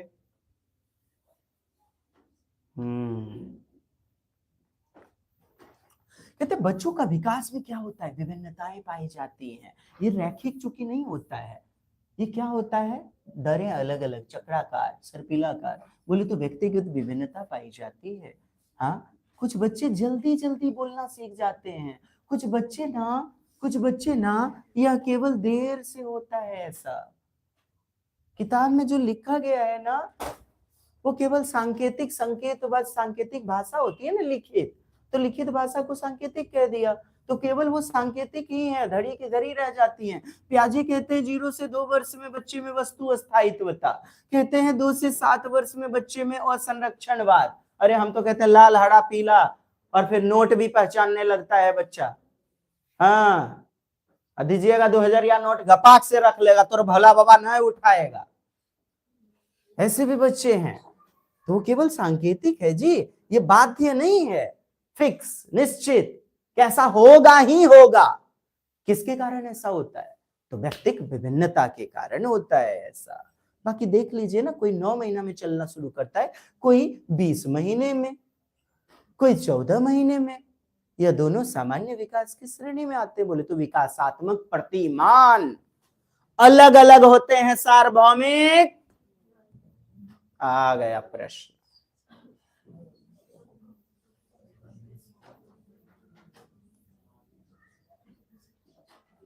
किशोरावस्था के बारे में निम्नलिखित में कौन सा कथन सही नहीं है? कहते हैं किशोरावस्था या शैशवावस्था कुछ भी हो, समाज की रचना है। किशोरावस्था को आमतौर पर यौवन से शुरू माना जाता है। यह ऐसी प्रक्रिया है जो यौन मैच्योरिटी, यौन मतलब अब बालक बालिका शिशु ना प्रजनन के लिए तैयार है, रिप्रोडक्टिव अंगों का विकास हो गया है और पुनरुत्पादन की क्षमता की ओर ले जाती है, ऐसा आमतौर पर माना जाता है। किशोरावस्था, बचपन और वयस्कता। देखिए, बचपन 2 से 12 वर्ष और वयस्कता माने एडल्टहुड, क्या बताए थे, 18 से 25 वर्ष। वयस्कता बोले तो एडल्टहुड, युवावस्था जिसे बोलते हैं। इन दोनों के बीच का, बचपन और वयस्कता के बीच कौन आता है भाई, किशोरावस्था। तो बीच में आया, बीच में जुड़ा, और जुड़ने को कहते हैं संक्रमण, जिसमें शारीरिक, संज्ञानात्मक, मनोसामाजिक परिवर्तन होते हैं। बात तो सही है। कहता है विभिन्न संस्कृतियों के बच्चे एक समान तरीके से, पाकिस्तान में भी उसी तरह बच्चे का लालन पालन होगा कि रे बेटा ठा ठा ठा मत करना। सब संस्कृति के बच्चे एक के समान, अरे विविधात्मक होता है भाई, एक समान तरीके से कैसे प्रवेश करेगा किशोरावस्था में, किशोरावस्था के अनुभव में। इसे अनुभव करते हैं कैसे, एक समान। गलत है भाई, यही तो उत्तर है।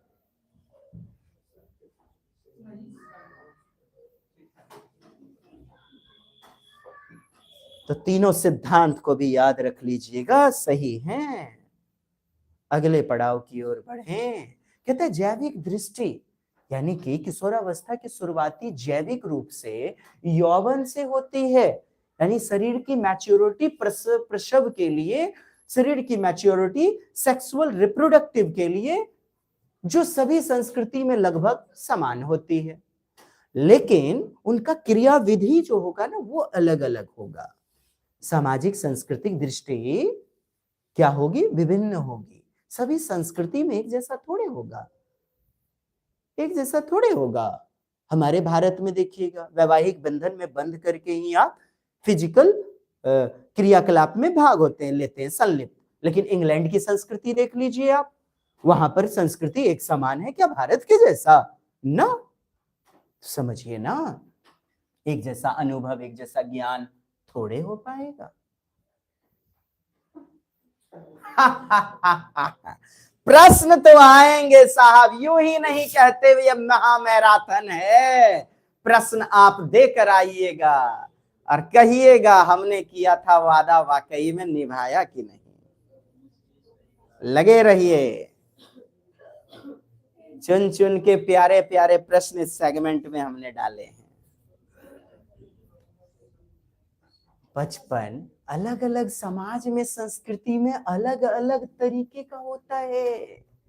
कहता है चिल्ड्रंस डेवलपमेंट इज यूनिवर्सल। अरे साहब, सार्वभौमिक होता है। आप कहिए कि सब जगह एक जैसा भौम थोड़े करता है प्रेजेंट, अलग अलग होता है। इसीलिए तो सी नंबर ए सही लेकिन आर गलत। अलग अलग होता है, सार्वभौमिक नहीं।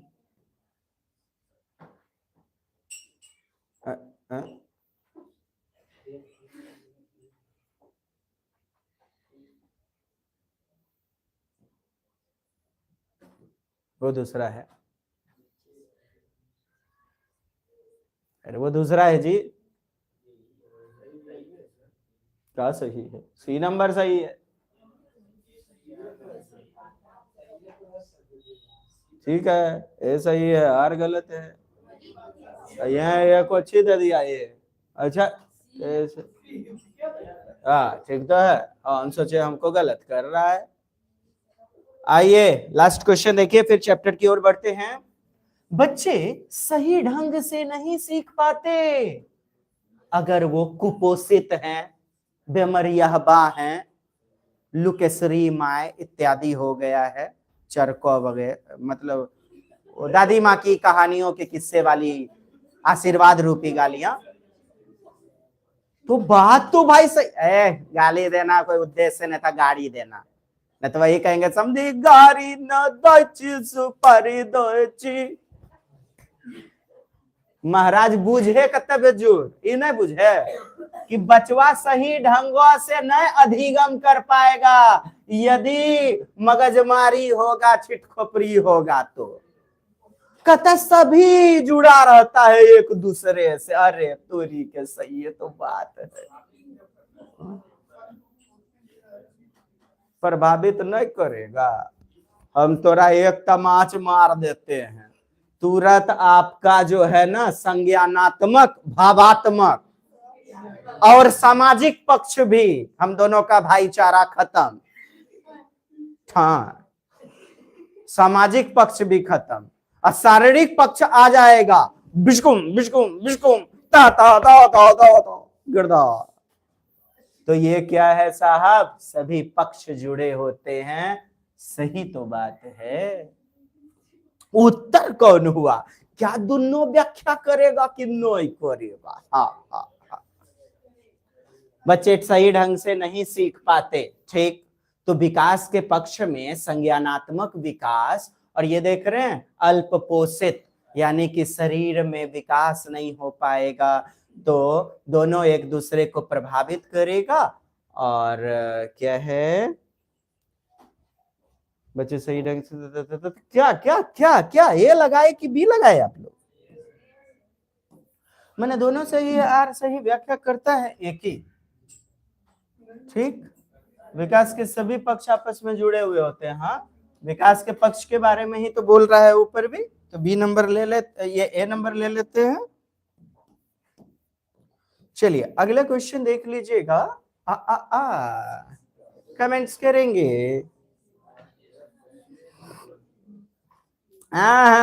ये क्या बुझेंगे, ऐसे नहीं।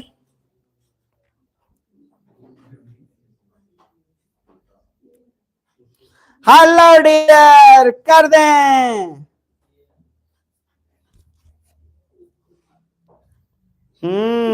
संजय कुमार, अंकुर, विक्रम यादव, विपिन, चलिए स्वागत है जी।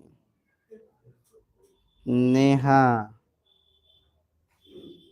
काजल, सोनी, सालू, एसके रानी। अरे तू क्वेश्चन पे ध्यान दो, केकरो रानी ओकरा से तोरा की मतलब है? सिर से पैर की ओर बढ़ता है, केंद्र से बाहर होना चाहिए, सरल से जटिल होना चाहिए, सामान्य से विशिष्ट होना चाहिए।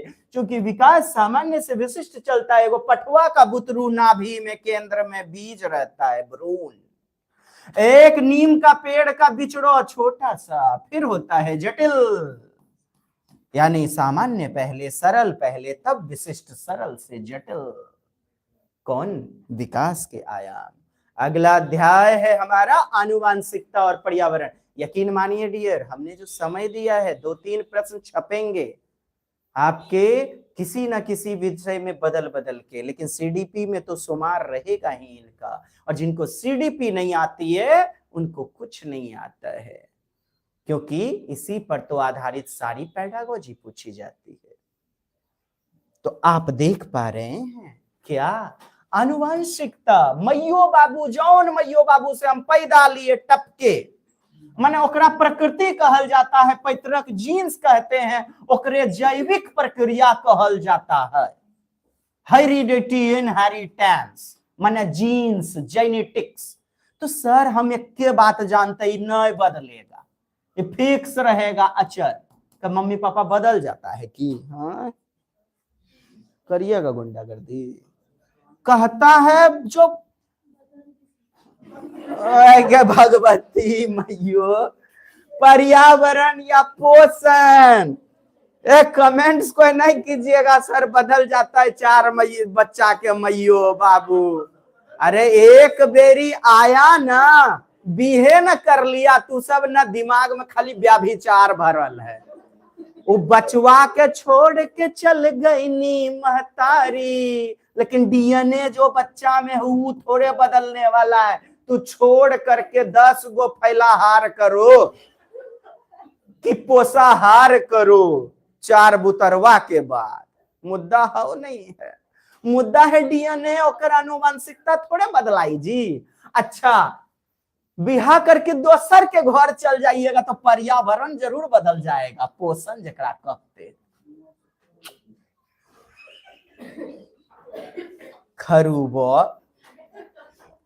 बच्चा जिस माहौल, परिवेश, लोग, समाज में उठता बैठता है, जिन जिन कॉपी किताब, मशीन इत्यादि, जूता मोजा का प्रयोग करता है, वो सभी संसाधन उसका क्या कहलाता है भाई? माहौल। भौतिक कारक यानी वातावरणीय घटक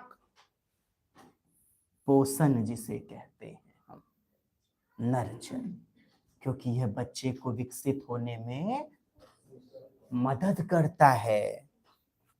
और ये जो देख रहे हैं ना आनुवांशिकता, बाल का रंग देखिएगा, इंग्लैंड में बच्चा से पैदा हुआ ओकर बाल भी उजले। आंख देखिएगा, बाल का रंग देखिएगा, बुल्लू आंख है, भुरका आंख है, कैसा है देखिएगा, गोरो है, चमयटलो करवा है, अफ्रीका का मार एकदम। तो त्वचा का रंग, तो याद रखिएगा मित्रों, प्रश्नों में पूछा जाता है क्या? शारीरिक बनावट, लंबाई, बालों का और आंखों का रंग, आनुवांशिकता। और ये होता है जन्मजात, चूंकि गर्भ में प्राप्त हुआ आनुवांशिकता, डीएनए, क्रोमोजोम, गुणसूत्र। लेकिन पैदा होने से पहले गर्भ का वातावरण तो होता ही है, होता आंतरिक वातावरण, और पैदा होने के बाद ज्यादा प्रभावित करता है बाह्य वातावरण। प्रश्न तो आएंगे, चीख चीख के तुझसे करेंगे सवाल, तो फिर ना कहना दुनिया करे सवाल तो हम क्या जवाब दें। जवाब तो देना पड़ेगा तुम्हें। कहता है योग के बराबर होता है, अरे सर गुना के बराबर होता है। ये जो हेरिडिटी है ना, HE, और गुणात्मक संबंध होता है, योगात्मक कदापि नहीं। लेकिन कह दे विकास, आनुवांशिकता और पर्यावरण के योग के बराबर नहीं होता, योग के बराबर नहीं होता। सही बात है, क्योंकि गुणात्मक के बराबर होता है। तो आपने अभी देख लिया डियर, लगे हाथ मैंने बता दिया कि प्रकृति को ही आनुवांशिकता कहते हैं और पोषण को वातावरण। तो प्रकृति पोषण विवाद क्या है भाई? अरे प्रकृति, वातावरण कहता है विकास के लिए जैविक, जैविक माने आनुवांशिकता, बायोलॉजिकल, यानी कि आनुवांशिक आधार होता है। देखिए जेनेटिक कोड, पैतृक जीन्स, इंडिविजुअल होता है, ये बायोलॉजिकल जैविक होता है। क्या? प्रकृति। पोषण देखिएगा वातावरण, कहता है अनुभव मिलता है, वातावरण मिलता है, वातावरण से अनुभव, ज्ञान इत्यादि। तो आप विकास कहते हैं आनुवंशिकता और पर्यावरण यानी वातावरण, माहौल का गुणात्मक संबंध होता है। तो हम एक लाइन में कह दें कि प्रकृति हमें संभावना देती है और वातावरण पोषण उन्हें सफल करता है। या कह दें कि ये जो प्रकृति है आनुवंशिकता, ये कच्चा माल देती है, बीज, बिचड़ो, अब इसमें पानी दिए, अच्छा अच्छा खाद दिए, वो हो गया पोषण। एक था मकई का भुट्टा वाला, बड़ी अच्छा हाइब्रिड वाला हमको बीज मिला था, नींबू का कलम था हाइब्रिड वाला, हम लद्दाख के ठंडा में ओकरा बून दिए, बो दिए, फिर मर गया। कहे हुआ ऐसे?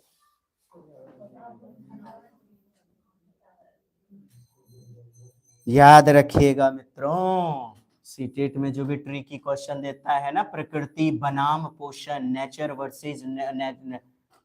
वर्सेज नर्चर, तो इसमें केवल कह देगा आनुवंशिकता, केवल कह देगा वातावरण, फंसाने वाला ट्रैप होता है। जब तक दोनों का मिला जुला संबंध न हो उत्तर मत लेना, लेकिन जब पूछ ले आनुवंशिकता मुख्यतः, तो जैविक मारिएगा स्थिर, निश्चित, तटस्थ मारिएगा। हाँ, तो समग्र विकास के लिए ना आपको दोनों चाहिए, प्रकृति और पोषण, आनुवंशिकता और वातावरण।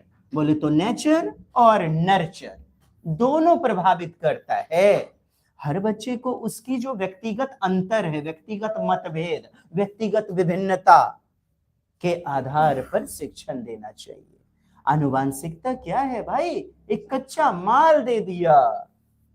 एक आनुवंशिकता, आइंस्टीन का पुत्र पैदा हुआ अच्छा बुद्धि लेकर के, अब उसे जेल वाला वातावरण दे दिया तो गड़बड़ा गया ना, उसे सही आकार नहीं मिलेगा। यही तो है आनुवंशिकता, कच्चा माल देती है, पर्यावरण उसे आकार देता है। बोले तो बच्चा बीज है आनुवंशिकता, और शिक्षक उस बीज का वातावरण है, माली है। तो नेचर को नर्चर चाहिए। अरे बोल बोले बोल तुझको का चाहिए, नेचर और नर्चर दोनों चाहिए। पूर्णतः आनुवंशिकता द्वारा पूर्ण। जिनको पढ़ाया ही नहीं गया दिल से, शिद्दत के साथ, केवल किताबी कीड़ा बन गए, अब आप क्या कहोगे? तो कहोगे आंखों का रंग। क्योंकि ये सब वातावरण है, शिक्षा में रुचि, मित्र का चयन बाहरी चीज है ना साहब। वातावरण आनुवंशिक कारकों की परस्पर क्रिया किसके लिए जिम्मेदार है?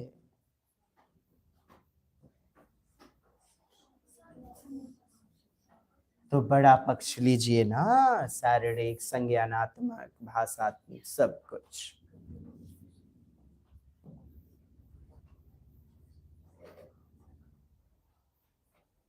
फंसना ही मना है।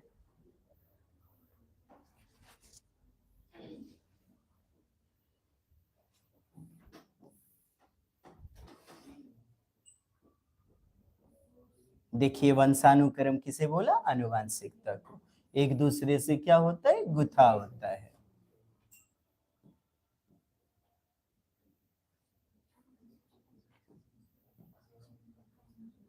दरों में क्या होती है? भिन्नताएं। बात तो सही है।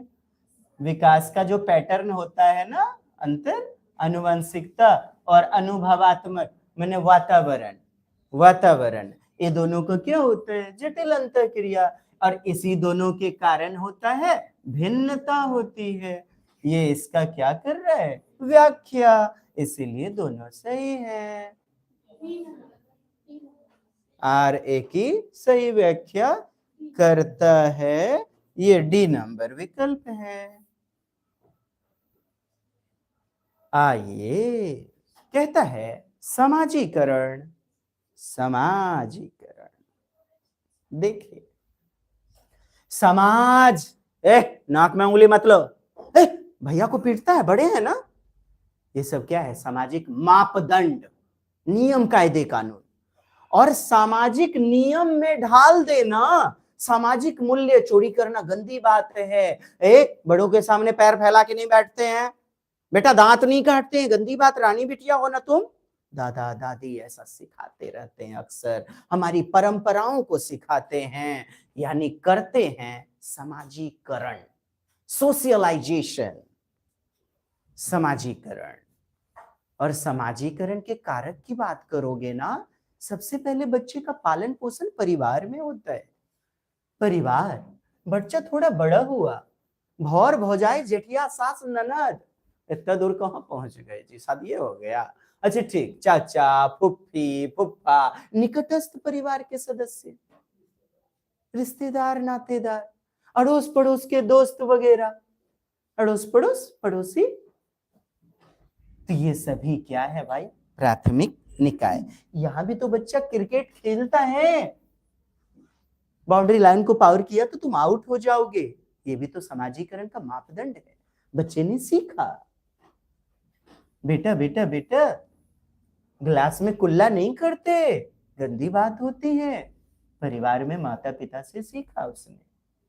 तो एजेंसी या कारक या निकाय पूछ लेगा, प्राथमिक, और प्राथमिक होगा बिना ज्यादा नियम कानून के अनौपचारिक। पहला सामाजिक समूह जिसे कहते हैं आप, जिसके माध्यम से बच्चा भाषा सीखता है, मातृभाषा, नैतिकता, कुछ व्यवहारिक क्रियाएं भी सीखता है। सहपाठी समूह, समान स्तर पर संवाद चलता है, समान स्तर पर। ऐसा थोड़े 5 वर्ष का पिंटा है और 18 वर्ष की किरनी है, ओकरा दोनों में क्या कहेंगे, सहपाठी नहीं, दोस्ती इत्यादि। तो ये याद रखना आप। और ये देखिए द्वितीयक निकाय या द्वितीयक एजेंसी, द्वितीयक कारक, आप देखिएगा ना, इसमें द्वितीयक में मिलेगा। द्वितीयक देख लो पहले, औपचारिक को कहते हैं, क्या चलेगा, नियम से, फॉर्म, इसका एक क्या होगा, फॉर्म होगा। अनुशासन सीखते हैं हम यहाँ, भारत का बेहतरीन नागरिक बनते हैं। हाँ, सामाजिक नियमों को, नॉर्म्स को, मापदंड को सीखने की कोशिश करते हैं। दोस्तों के बीच सहयोग, प्रतिस्पर्धा, सामाजिक घटना, संस्कृति, विचार इत्यादि, जीवन जीने का तरीका, संस्कार, सामाजिक क्रियाकलाप, सामाजिक परंपरा इत्यादि सीखते हैं। तो कौन कौन से मित्रों, देखिए, विद्यालय, यूनिवर्सिटी, कॉलेज, कानून नियम से चलती है ना, रीति रिवाज, प्रथा, धर्म, संस्कृति, अपनी आत्म छवि यानी स्मिता, आत्म छवि, पहचान जिसे बोलते हैं, स्वस्मिता, आइडेंटिटी लिखा हमने, आत्म पहचान। मीडिया, अब मीडिया में पत्रकार मीडिया आ जाए या जर्नल्स आ जाए, समाचार पत्र आ जाए, मल्टीमीडिया, यूट्यूब, कैप्सूल्स, तरह तरह के चैनल, किताबें, समाचार पत्र, ये सारी चीजें हैं साहब द्वितीयक। बोले तो औपचारिक। क्या, एजेंसी, एजेंट या फैक्टर या निकाय। आप हूबहू प्रश्नों के साथ लड़ते नजर आएंगे, बस अपना बेशकीमती समय देना। 2018 से सीटेट की दुनिया में यूं ही नहीं लोग लोहा मानते हैं, लेकिन कुछ लोगों को अपनी अकड़, अपना झूठा घमंड मार देता है जान। कोई बात नहीं, हम भी गाएंगे, मार डाला। अरे यार, अपना उल्लू सीधा कर लो ना यार। हमको ना तो देवराज किसी को रोटी पूरा देता है, ना तो वो किसी को पूरा कर देगी ना कर देगा। बस शिक्षक का कर्तव्य है, ये ना करो वो ना करो। बीच में डांट दे तो उसे आशीर्वाद ही समझना चाहिए। लेकिन आप लोग ऐसे नहीं मानते, मत मानो, कोई बात नहीं है। हमारा क्या बिगाड़ा आपने, या आपका हम भी नहीं बिगाड़ेंगे। हम तो कहेंगे यशस्वी भव, समृद्धवान भव, एकदम सफल होइए। लेकिन ऐसे मोड़ जीवन में बहुत आने वाले हैं। हाँ, मैं प्रवचन दे रहा था, आपने उत्तर बताया, कमेंट्स किया, और कर दे बाबा। कहता है समाजीकरण जो है ना, कहीं से सीख सकते हो समाज के नियम, जरूरी नहीं एक रेखा में सीखोगे आप। एक जटिल प्रक्रिया होती है, चक्राकार प्रक्रिया होती है, लिख लेना।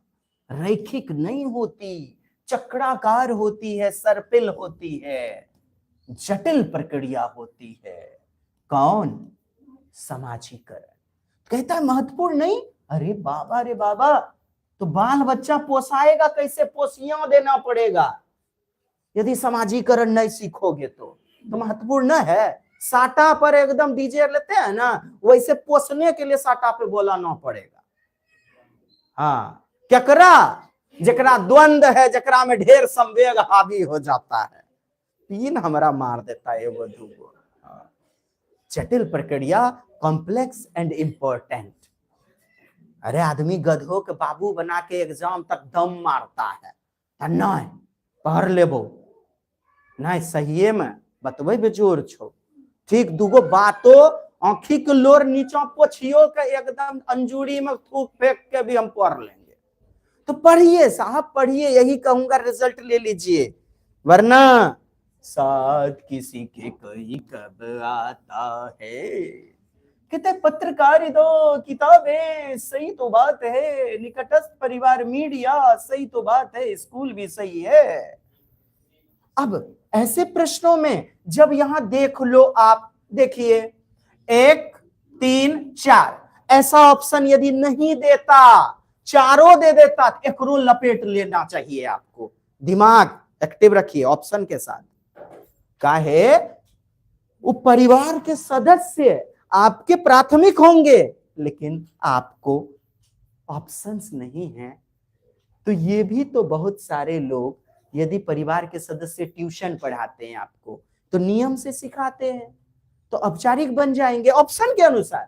हालांकि होता ये प्राथमिक है, परिवार है ना, निकटस्थ, समझिए ना, बार बार आ जाता है चचा जी, पहुना, 6 दिना पे 7 दिना पे, एकदम बर्थडे मना आ गया, बड़की दीदी, जीजाजी, बगले में तोरा से है 2 घर छोड़िए के बियाह हुआ है, एगो इंग्लैंड में रहता है, तो ओकरा निकटस्थ थोड़े कहेंगे, ओकरा कहेंगे दूरस्थ।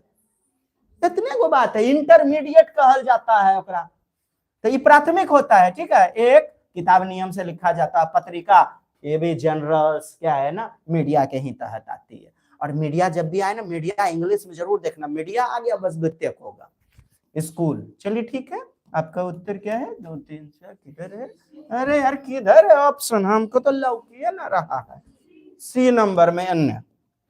आइए, कहते हैं पालन पोषण की प्राधिकारिक शैली। बोले पालन पोषण की शैली आधारित होती है अविवेकपूर्ण, कहता है काटिए, बच्चे के पक्ष को न सुनना, तो अच्छी बात है, बच्चे के पक्ष नहीं सुनिएगा, बच्चे के बारे में खुद निर्णय लेना, कहते जब संभव हो तब बच्चे के साथ क्या करें, साझेदारी में निर्णय ले। एकदम, क्या बेटा तुमको ये अच्छा लगा? ना पापा, हमको आप जो कनमोचड़ी दिए थे ना, बहुत कान दुखाया। अच्छा बेटा तुम गलती कर दिए थे ना बेटा, अब से नहीं करेंगे, छोड़ो। साझेदारी में निर्णय ले जब संभव हो, बार बार नहीं। अच्छा, खुद निर्णय लेंगे तो प्राधिकार शैली किस पर आधारित? अच्छा, ऑथोरिटेटिव पेरेंटिंग दे रहा है। चलिए, कहता है प्राधिकारिक शैली किस पर आधारित है, बताइए। ठीक है, डी नंबर ले लेंगे, सामाजिक संरचनात्मक परिप्रेक्ष्य, माने संरचना वाला जो दृष्टिकोण है, परिप्रेक्ष्य मतलब पर्सपेक्टिव, नजरिया, दृष्टिकोण। इसमें बच्चों को किस तरह से देखते हैं, तो किस तरह देखते हैं भाई?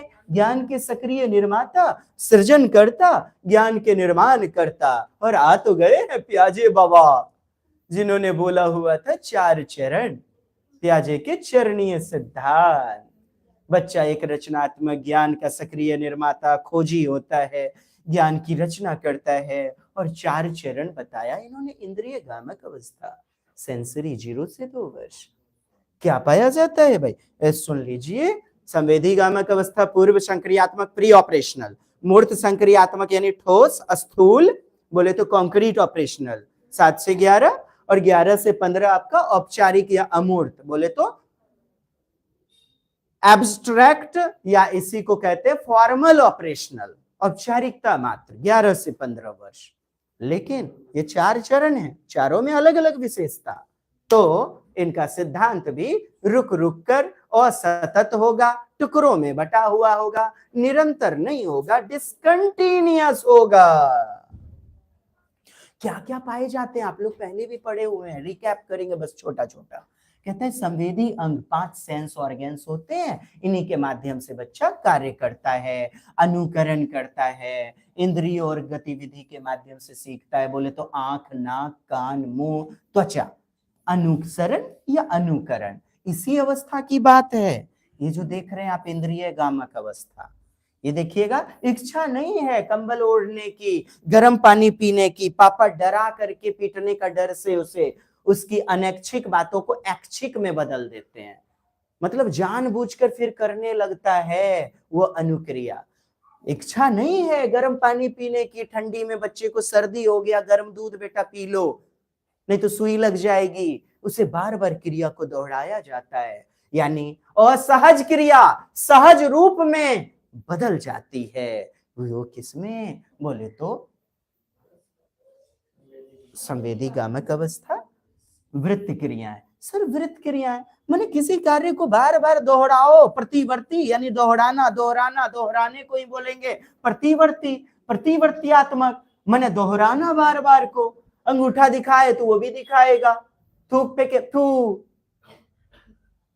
बच्चे ने बाहर देखा, क्या देखा, अरे झुकेगा नहीं इससे, तो बच्चा भी ऐसे करने लग जाता है, बच्चा भी करने लग जाता है। बंकू भैया, बंकू भैया, तो देखा तब ना दोहराया। इसी को तो कहते हैं उत्क्रमणशीलता, उत्क्रमणशीलता। लेकिन तीसरी अवस्था में क्योंकि अलग अलग नजरिए से सोचने को उत्क्रमणशीलता कहते हैं। खैर, किसी कार्य को बार बार दोहराना, प्रतिवर्ती सोच, प्रतिवर्तीयात्मक क्रियाएं, सोच नहीं क्रियाएं, इसी अवस्था में पांचवें में पाई जाती है क्या, वस्तु अस्थायित्वता, अर्थात ऑब्जेक्ट का परमानेंट समझना, परमानेंट समझना, वस्तु अस्थायित्वता। आंखों से ओझल होने के बाद भी, आउट ऑफ साइट होने के बाद भी चित्र बने रहता है दृष्टिपटल पर। कहते हैं पूर्व संक्रियात्मक अवस्था। कैसा खेल भाई, प्रतीकात्मक खेल, चिन्हात्मक खेल, सिंबॉलिक प्ले, सेमाइटिक प्ले, अर्थात प्रकार्यात्मक खेल। मरने का नाटक करता है बच्चा, काल्पनिक खेल, काल्पनिक भूमिका। मम्मी का साड़ी पहन लेगा बच्चा, मम्मी होने का नाटक करेगा, लुका छिपी में छिप जाने का नाटक करेगा, घोड़ा समझेगा एक लकड़ी की लाठी को, या कार समझेगा। नाटकीय खेल खेलता है बच्चा पूर्व संक्रियात्मक में। डंडे को घोड़ा समझना, कार समझना, जंघाओं के बीच में रख लिया, बुम बुम बुम बुम बुम। तो ये सब बताते हैं कि ये पूर्व संक्रियात्मक 2 से 7 वर्ष में बच्चा नाटकीय खेल, प्रतीकात्मक खेल, चिन्हात्मक खेल, सिमोइटिक फंक्शन याद रखिएगा, सिंबल से बना सिमोइटिक। तो शब्द, चित्र और संकेत के आधार पर बच्चा यहां सोचना शुरू कर देता है। सजीववाद, निर्जीव को सजीव मानने लग जाता है बच्चा। कहता है चांद ना मेरा पीछा कर रहा है, जबकि चांद क्यों पीछा करेगा, वो तो निर्जीव है बाबा। मम्मी जी धरती को पीटना पड़ जाता है, बच्चा खिलखिला के हंसता है। ये सब बताते हैं सजीववाद, यानी निर्जीव को सजीव समझना। याद रखें, वस्तु अस्थायित्वता पहली अवस्था, जीववाद एनिमिज्म दूसरी अवस्था, पूर्व संक्रियात्मक। केंद्रीकरण, बच्चा यदि गलत जवाब दे ना कि 2 बर्तन हैं और 2 बर्तन हैं, आकार बदल गया, अर्थात पदार्थ की मात्रा समान यदि रहती है, बच्चा सही जवाब देता है। और यदि नहीं दे रहा है सही जवाब कि एक चौड़े मुंह वाला बर्तन है और एक लंबे मुंह वाला बर्तन है, इसका तरल, इसका लिक्विड इसमें डाल दिया, तो कहता है पानी की मात्रा बढ़ गई। अरे बुद्धू है क्या, संरक्षण की अनुपस्थिति है, अनुत्क्रमणशीलता जिसे बोलते हैं। या फिर बोल देगा अभाव, किसका अभाव, या असंरक्षणवाद बोल देगा। ठीक है, केंद्रीकरण या संकेंद्रीकरण, केंद्रन का भाव विकसित, सेंट्रेशन या सेंट्रलाइजेशन। ये एक पक्ष को देखा कि ये उठा हुआ है, केवल एक पहलू पर ध्यान केंद्रित करना, सही उत्तर नहीं देना, यही केंद्रीकरण या संकेंद्रीकरण कहलाता है। इसका उल्टा आप देखोगे ना डियर, ठोस तीसरा अवस्था, इसमें बच्चे में आ जाता है विकेंद्रण, केंद्रीकरण का उल्टा, यानी सही जवाब दे रहा है, विकेंद्रण का भाव विकसित। इंग्लिश देखिएगा, डिसेंट्रेशन मिलेगा, वहां आपने पढ़ा सेंट्रलाइजेशन, यहां है डिसेंट्रेशन। जब बच्चा हर पहलू पर ध्यान केंद्रित करने लगा और सही जवाब देगा, अरे पापा कोई बात नहीं है, ये लंबा आकृति का बर्तन था, चौड़े में डाला, लिक्विड तो पापा बराबर रहेगा ना। बर्तन का आकार यदि बदल जाए तो वस्तुएं तो समान रहती हैं। यदि वह ऐसा जवाब दे रहा है, हर पक्ष को देख रहा है, ऑल पार्ट को, उसे हम विकेंद्रीकरण कहेंगे, या भाव विकसित होना, किसका, विकेंद्रण, या कहेंगे संरक्षण की समझ, संरक्षणवाद, कंजर्वेशन, दैट्स इट। आकार बदल जाएं लेकिन मात्रा समान रहती है। प्रश्न ऐसे भी पूछा। वर्गीकरण, समूहीकरण, अलग अलग ग्रुप में बच्चा बांट लेगा। नीली पड़ी, पीली पड़ी, कह देगा दू कमरे में बंद है। पता नहीं बच्चे को क्या पसंद है। वर्गीकरण, समावेशन, समावेशीकरण, अलग अलग समूह में बांट लेना। 2 छेद वाला बटन, 4 छेद वाला बटन का ग्रुप बना लेगा बच्चा। चावल के दाने से कंकड़ अलग कर सकता है बच्चा। यानी समावेशन, समावेशीकरण, अलग अलग समूह में बांटने का भाव विकसित। वर्गीकरण, समूहीकरण, संख्या, श्रृंखला, लंबाई, दूरी, भार, ये सब विकसित हो जाता है। बच्चा उलट पलट के सोच सकता है। उत्क्रमणशीलता, रिवर्सिबिलिटी, विपरीतायन का गुण। लेकिन ये जो दूसरी अवस्था है ना, 2 से 7 वर्ष, एकरा में नहीं गड़ा जाइएगा पूर्व संक्रियात्मक। इसमें उल्टे पुल्टे गप होगा। क्या होगा? बच्चा केंद्रीकरण का भाव। केंद्रीकरण माने गलत जवाब देना। इंग्लिश देख लीजिए, नहीं समझ में आ रहा है तो।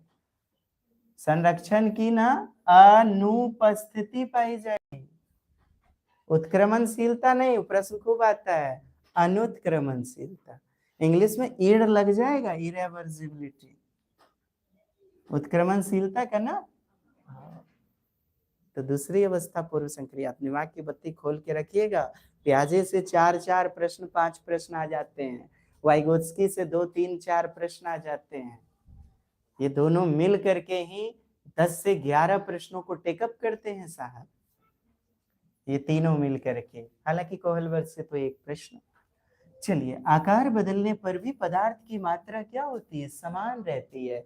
ये समझ बच्चे में यदि विकसित हो जाए तो विकेंद्रीकरण, मूर्त संक्रियात्मक 7 से 11।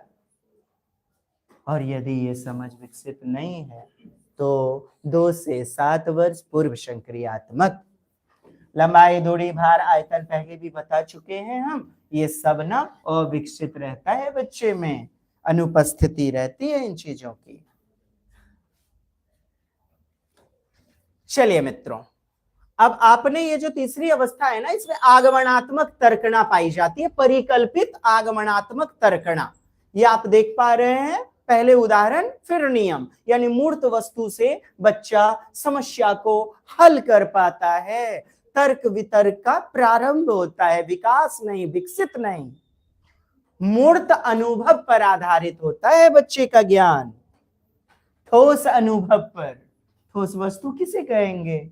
जो भी मूर्त वस्तुएं हैं, प्रत्यक्ष वस्तुएं हैं, आंखों से जिन वस्तुओं को देख रहा है बच्चा। अवधारणात्मक तर्कणा, कहता है आगमनात्मक तर्कणा। इसके आगे प्रश्नों में दे देता है परिकल्पनात्मक, परिकल्पित। क्या करना है उसका? हाइपोथेटिकल होता है। आप तो ये देखो ना, आगमन बोल दे तीसरी अवस्था और निगमन बोल दे तो चले जाना आप चौथी अवस्था में। चौथी अवस्था में निगमनात्मक, औपचारिक बोले तो 11 से 15, निगमनात्मक, डिडक्टिव। वैज्ञानिक चिंतन, स्व पहचान, आत्मसम्मान, मेटाकॉग्निशन, सब इस किशोरावस्था में आ जाता है। अमूर्त चिंतन या महासंज्ञान या उच्च सृजनात्मक सोच, HOTS, higher order thinking skill, उच्च स्तरीय चिंतन क्षमता। उच्च स्तरीय क्षमता क्या? स्वतंत्रता, प्रेम, न्याय। ये बच्चा थोड़े समझ पाएगा 2 साल, 3 साल, 4 साल का। क्या अन्याय? अन्याय बोलेगा क्या होता है अन्याय? असम्मानता, संतोष, ये सारी चीजें बच्चा समझने लग जाता है किशोरावस्था, चौथी अवस्था। आत्मचिंतन, अपनी सोच पर भी सोच, वैज्ञानिक दृष्टिकोण विकसित हो जाता है। दूसरों के दृष्टिकोण को समझने में समर्थ हो जाता है। किसमें भाई? ये जो तीसरी अवस्था है, क्योंकि दूसरी अवस्था में अहम केंद्रितता पाई जाती है। ये जो दूसरी अवस्था आप देख रहे हो, इसमें बच्चे में पाया जाता है अहमन्यता, अहम केंद्रितता। ये देखो आप, ईगोसेंट्रिक स्पीच, दूसरों का नजरिया नहीं समझ पाएगा कि बेटा ये रसगुल्ले हमने गेस्ट के लिए रखे हुए हैं, तो बच्चा थोड़ा सा ऐसे रसगुल्ला निकाल करके चुपके से, उसे क्या समझ ये झूठा हो गया। वो तो अपने ही विचार को सही मानता है। अहा पर मानना, मान्यता, सेल्फ पर सेंटर्ड बिहेवियर। बोले तो अहमन्यता, दूसरे को दृष्टिकोण को नहीं ले पाना, असमर्थ रहना, 6 वर्ष तक पाया जाता है। दूसरी अवस्था में, ये भी प्रश्न खूब पूछा है, ताबड़तोड़ बल्लेबाजी किया है। यहां पर बच्चा ना अपना लक्ष्य केंद्रित व्यवहार करता है, हाँ, लेकिन लक्ष्य केंद्रित वस्तुओं पर आधारित जो व्यवहार करेगा वो किस पर? संवेदी गामक पर। लक्ष्य बनाता है। लक्ष्य बोले तो कैसा? बिस्किट पाने का, चॉकलेट पाने का, पापा की जेब से चॉकलेट निकालने का, या पैसे खुदरा निकालने का।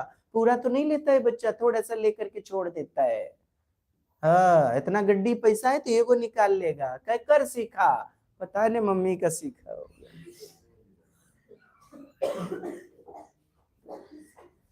चलिए मित्रों, ये तीसरी अवस्था जो है ना, यहाँ पर बच्चा क्या है ना, अहम केंद्रितता को छोड़ देता है, सामाजिक व्यवहार को धारण करता है तीसरी अवस्था में। किसे कहते हैं?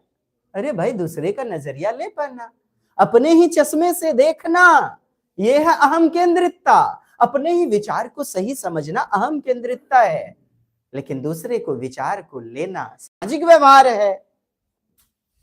औपचारिक अवस्था में ना सोच बच्चे की अमूर्त और वैज्ञानिक तार्किक चिंतनशील हो जाती है। चौथी अवस्था में कहता है बच्चा अलग अलग दृष्टिकोण से समस्या का समाधान करने में सक्षम हो पाता है।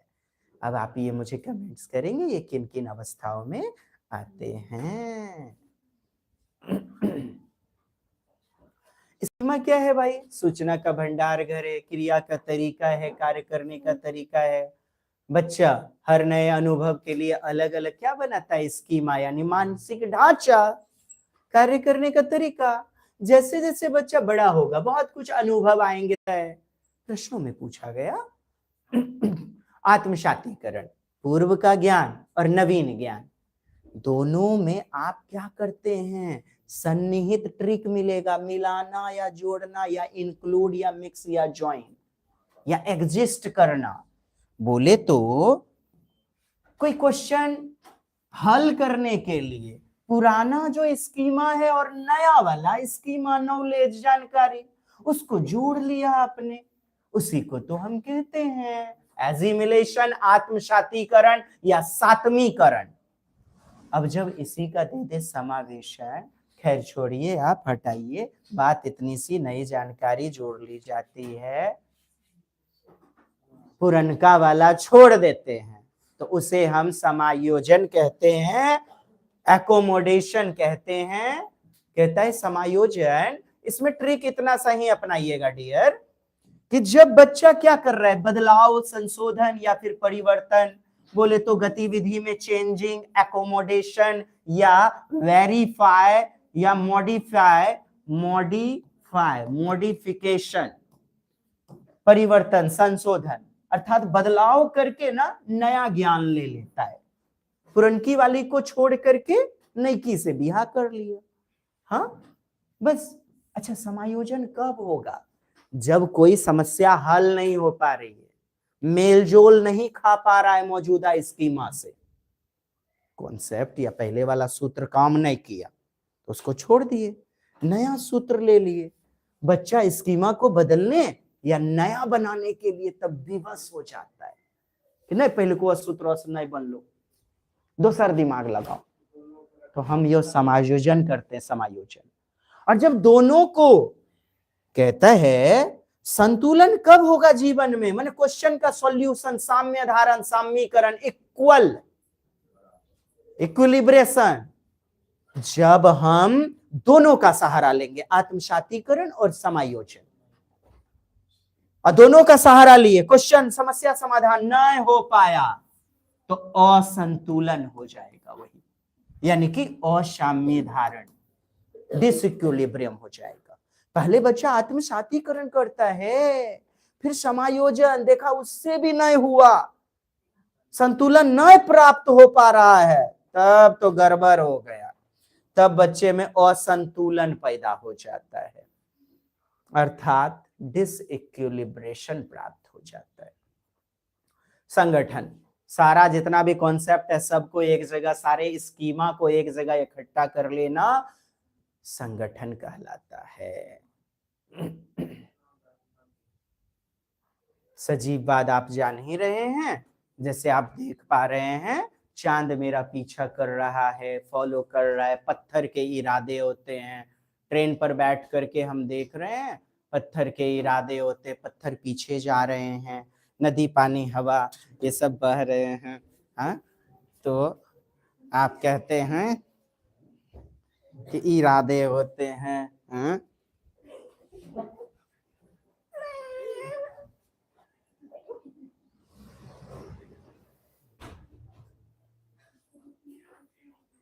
तो पत्थर में जान प्राण थोड़े होता है भाई, वो सजीव थोड़े होता है। आप जो ऐसा कह रहे हो पूर्व संक्रियात्मक की बातें। भाषा और विचार का संबंध, प्याजे बोली इसको चिहे हो पहले विचार आवेश रहे, माने संज्ञानात्मक विकास पहले होता है और तब सामाजिक विकास माने भाषा, क्योंकि विचार पहले भाषा बाद में, ये कहते हैं विचार पहले भाषा बाद में।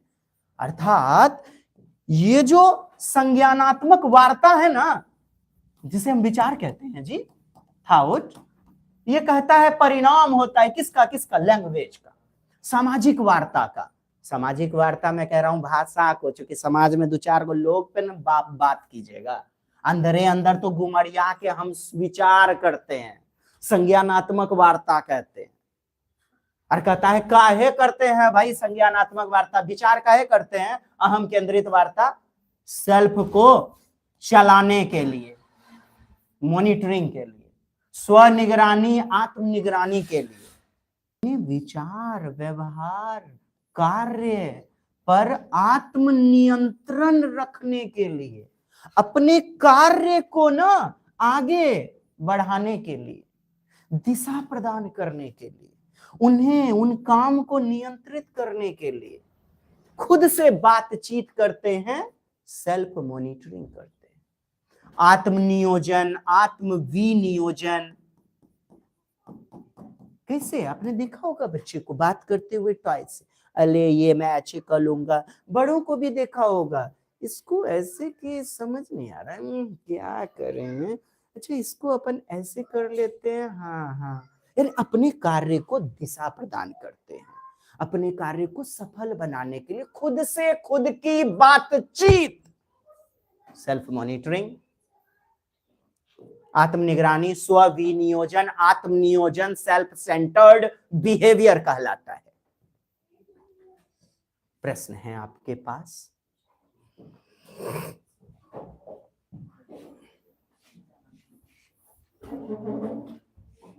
हमने बताया आपको संज्ञानात्मक वार्ता का परिणाम होती है। प्याजे के अनुसार संज्ञानात्मक संरचना पहले विकसित होती है, उसके बाद कौन सा कौशल विकसित होता है? तो भाषाई कौशल विकसित होता है। आप सभी जानते हैं प्याजे के अनुसार प्रारंभ में बच्चा किस प्रकार की भाषा का प्रयोग करता है, प्रारंभ में किस प्रकार की भाषा का प्रयोग करता है? आहा, चलिए बताइए प्रश्नों को। तो प्रारंभ में बच्चा क्या करता है, किस प्रकार की भाषा का प्रयोग करता है? यस यस यस यस, जय हिंद। तो आप देख रहे हैं ईगोसेंट्रिक स्पीच दिया गया है, किस प्रकार की भाषा का प्रयोग करेगा? अहम केंद्रित वार्ता का, यानी खुद के विचारों पर आधारित। अगला प्रश्न है, प्याजे के अनुसार डैश भाषा बिहा अजय है?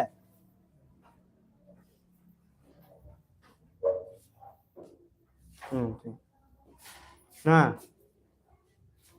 प्याजे के अनुसार डैश भाषा कहता है अहम केंद्रित वार्ता किस अवस्था में देखी जाती है? तो हमने बताया आपको, फिर भी दिक्कत हो रही होगी। पूर्व संक्रियात्मक अवस्था 2 से 7 वर्ष। प्याजे के अनुसार भाषा का विकास किस प्रकार से होता है? भाषा ना संज्ञानात्मक विकास को प्रेरित करती है। सही है ना? क्योंकि भाषा पहले नहीं, पहले विचार, अर्थात संज्ञानात्मक विकास पहले विचार आता है, फिर आता है भाषा। तो संज्ञानात्मक वार्ता बोले तो कॉग्निटिव स्पीच, कॉग्निटिव डेवलपमेंट, विचार जिसे कहते हैं, वो लैंग्वेज को प्रेरित करती है। ये वाइगोत्स्की के अनुसार हो जाएगा मित्रों।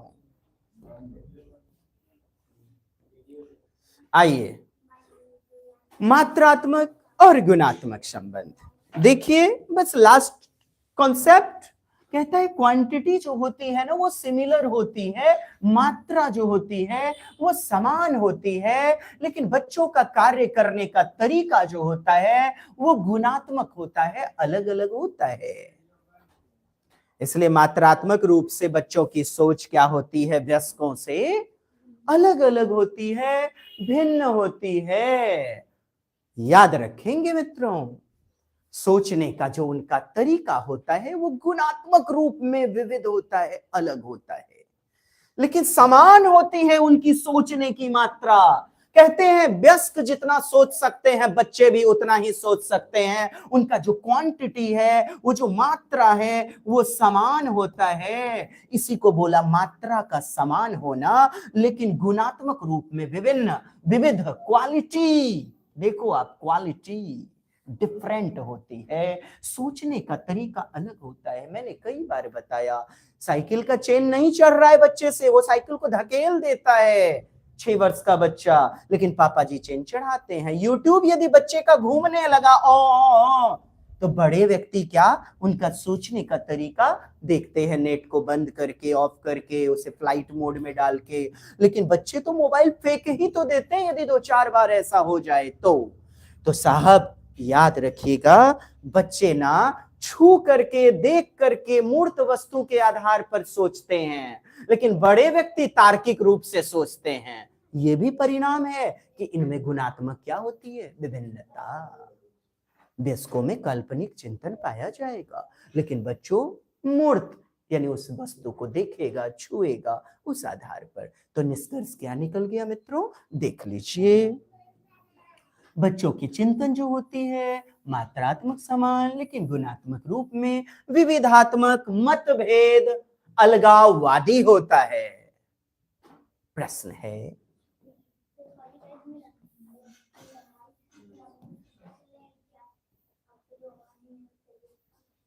तो कहता है बच्चे सक्रिय प्राणी होते हैं, इनकी अवस्था के अनुसार बच्चों को पढ़ाना चाहिए, संज्ञानात्मक अवस्था के अनुसार बच्चा बेहतर सीख सकता है, और इसी के आधार पर बच्चों में क्या देना चाहिए, मूर्त वस्तु, ठोस अनुभव देना चाहिए।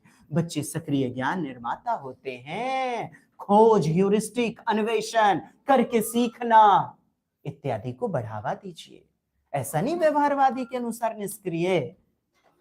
चलिए, त्रुटियां सीखने का स्वाभाविक हिस्सा हैं। विकास की गति क्या, इसका सम्मान करना चाहिए सभी शिक्षकों को, तुलना और दबाव दे करके नहीं सिखाना है। सामूहिक कार्य, सहकारी गतिविधि के द्वारा। प्याजे ने कहा बच्चा जैविक प्राणी है, परिपक्वता आती है, लेकिन पूरी तरह नहीं। याद रखेंगे, जैविक प्राणी होता है और भौतिक संसार पर क्रिया करके सीखता है बच्चा। प्याजे ने कहा है भौतिक संसार पर क्रिया करके, तो इसका यह मतलब नहीं कि वाइगोत्स्की की तरह ले लेना है आपको, पूरी तरह से इन्होंने नहीं कहा है। इनका सिद्धांत है परिपक्वता, विकास के ऊपर, 4 चरण विकास के। विकासात्मक अवस्था के अनुसार बच्चे को करके सीखना, लर्निंग बाय डूइंग, खुद करने के अवसर दीजिए। अन्वेषण, प्याजे का जो चरण है ना वो टुकड़ों में होता है, बोले तो खंडान्वय, सतत नहीं, निरंतर नहीं, रुक रुक के, यही उत्तर में लीजिएगा। बच्चे को जैविक माना है, लेकिन बोलेगा पूरी तरह से जैविक माना है, बायोलॉजिकल, तो आप गलत कह देना डियर। जैविक परिप्रेक्ष्य में इनका सिद्धांत है, इसीलिए तो जैविक मूर्छा के प्रतिपादक, ये जो कॉन्सेप्ट है ना जेनेटिक एपिस्टेमोलॉजी, इसके प्रतिपादक माने जाते हैं प्याजे महोदय। ये मित्रों याद रखिएगा, आप लोग पढ़ लिए विकास निरंतर होता है, सतत होता है, लेकिन इनका चरण कुछ अलग है ना, तो दे देगा चरणीय सिद्धांत। आप समझ जाना, प्याजे का नाम नहीं है, लेकिन फिर भी चरणीय सिद्धांत। ठीक, आइए प्रश्नों को बता दीजिएगा। करंट वाले आपके प्रश्न हैं। पियाजे द्वारा संज्ञानित परिवर्तन करने वाले कारक में से नहीं है, तो कौन सा नहीं हो जाएगा, देख लीजिए। सांस्कृतिक उपकरण इनका नहीं है, बाकी तो सब दिया गया। देखिए जैविक भी है, गतिविधि करके सीखना। मिलेंगे मिलेंगे। कैसी लगी सेगमेंट जरूर सूचित कीजिए और शेयर कीजिए बाबा। वो तो अंगूठा दे डाला था और तूने हमें एक कमेंट्स नहीं दिया। अरे बाबा दे दे, शेयर कर दे, 2-4 गो की जिंदगी तो कम से कम बदल दे। चलिए मित्रों, कोई बात नहीं है, आपकी मर्जी, स्वतंत्रता है। बस निवेदन ही था, ठीक है। जीन पियाजे ने माना सीखने की प्रक्रिया पूरी तरह आनुवंशिक होगी क्या? नहीं ना, आनुवंशिक पारवण की प्रक्रिया का परिणाम हो जाएगा। तो ये क्या हो जाएगा, ए सही है, ए गलत है, दोनों सही है लेकिन आर गलत। अब पहले तो आप मुझे बताओ, ए और आर दोनों सही है। अब उत्तर मुझे कमेंट्स में चाहिए आपके, कुछ नहीं, मैं नहीं बताता। ए आर, हाँ विवादास्पद प्रश्न था जी, हाँ बताइए। पियाजे ने माना कि सीखने की प्रक्रिया पूरी तरह आनुवंशिकता पर निर्भर। आनुवंशिकता को हमने क्या बताया था, जैविक। आप शायद भूल चुके हैं, जैविक। अब देखिए, एक गलत हो ऐसा कहां कौन सा विकल्प है? सीटेट का तिलस्म आपको दिखाता हूं मैं, जो इस बार का रहा। कहां है कि एक गलत, तो आपको इसको सही मान करके चलते हुए